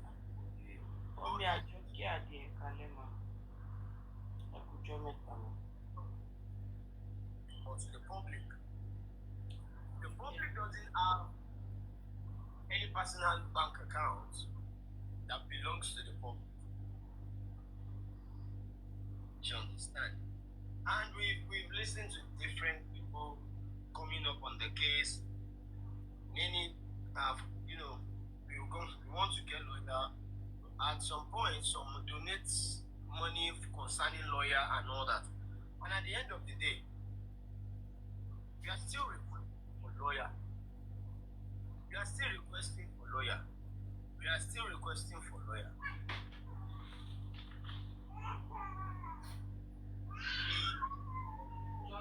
Jordan, what did I tell you about blankets? So much about blankets.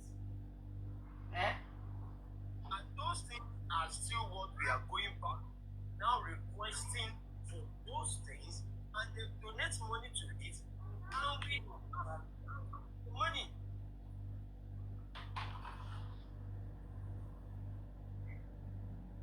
Do you understand?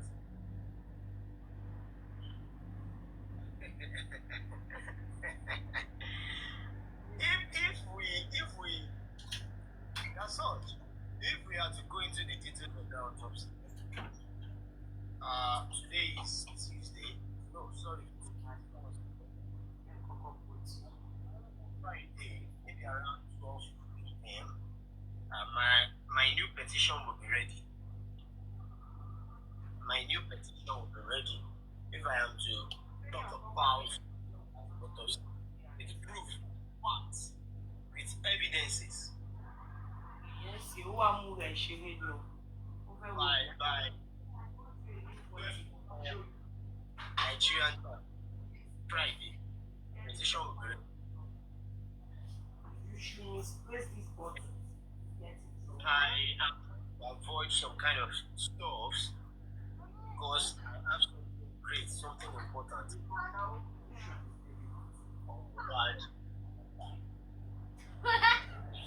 But I have something. You have baby bottles. This is your baby bottle. That's my baby bottle. At least we get some kind of that might help the case. We definitely get information that ahead.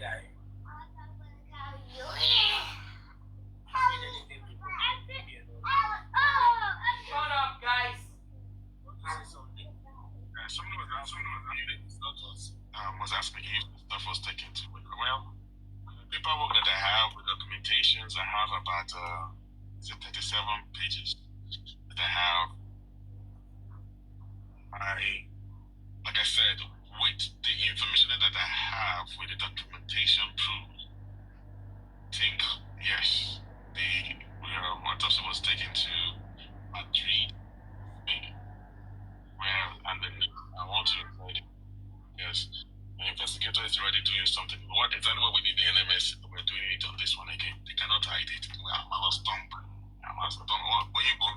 else party. So we just wanted to check the untested and then I said, it's gonna be published publicly. We're gonna make it publicly. Investigator is already on that and doing so. I can't go to Spain, but the investigator is already there doing stuff. No matter whatever they're trying to hide, I'm gonna make everything public. Damn shit. I don't give a damn about that. So yes, according to the document, yes, it was taken there. But we have not confirmed the authenticity of the results yet. Yes, it was taken there. I hope I've answered the question.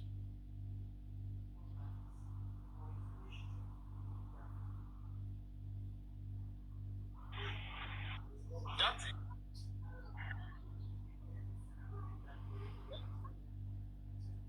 The answer has fine. It was in Madrid. But the result presented to the public, is it real? Is that what they got from Madrid? Or copy and paste results? Where is the result being copied from? If it's copied, is it from the previous results given to us by the government? Unascertained. Why not also coming out unascertained? If I know if she's not eating, mind your own business. That is why I said if I should go into the details with the proof. By tomorrow, the petition will be ready. I think according to the pathologists, without being biased anyway, I know that the results came out inconclusive. Everyone is sad about it. When we're in a journey, it can happen. I think the pathologist is a well-respected person in West Africa. He is a very hierarchy pathologist that was well-respected in Africa. And it's very credible according to his profile that I saw, because we've been working on it, So I do not think he's going to do anything dubious that's going to affect his profile. All right, and they can happen. The body of Mohbad itself can be compromised. They said they could perceive organophosphate smelling from the body of Mohbad. It could be anything. Maybe to not let anyone for you not to not let any test come out from the body, because maybe the chemical organophosphate on the body, so that whatever you're going to whatever you want to do on the body, you won't be able to get any result from it. All right. So,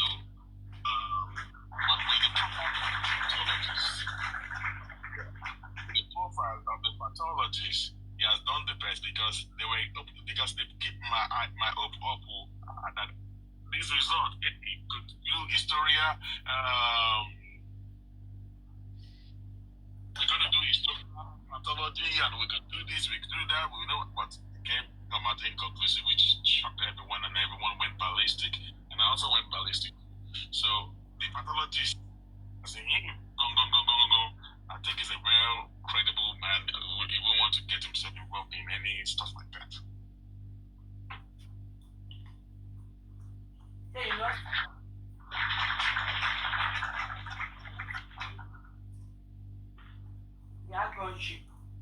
It's Nigeria.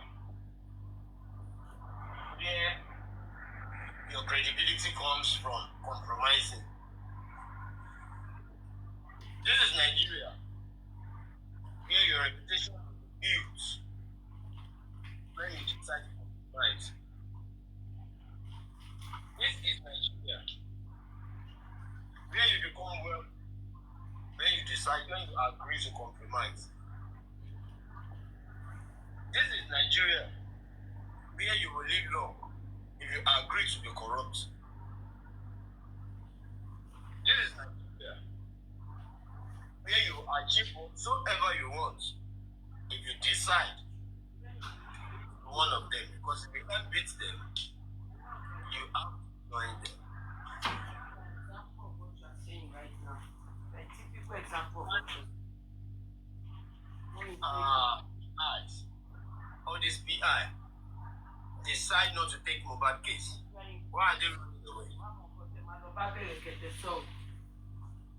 This is Nigeria. One case. A case that should not even take up to a year before everything will be settled. Now we've embarked on the of the third year.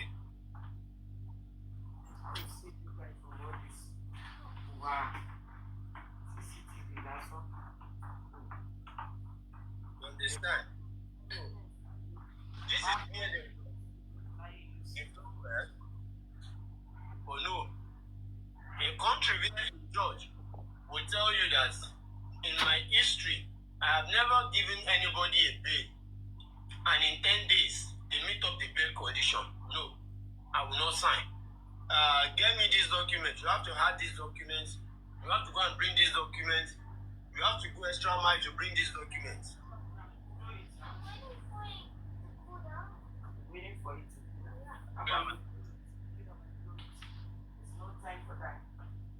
This is where if the system doesn't favor you, they are going to change the person sitting on the chair, remove the person, move the person to another place, and put the one that will suit them and favor them there.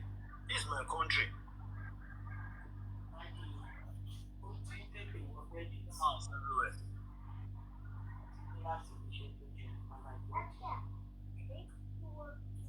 Cow they rule for walls. Crocodile for Middle East. Who will pay me pass? Now stay wey swallow 36 million. Snake swallow 36 million. Maybe make me look for how I go take turn to elephant. Make I go swallow my own billion. This is Nigeria where all impossible are possible. This is not tell you that come, no be who police them. You know an example for sense. No be who call police the win case. You have a clean good case and they will turn it around against you. Like,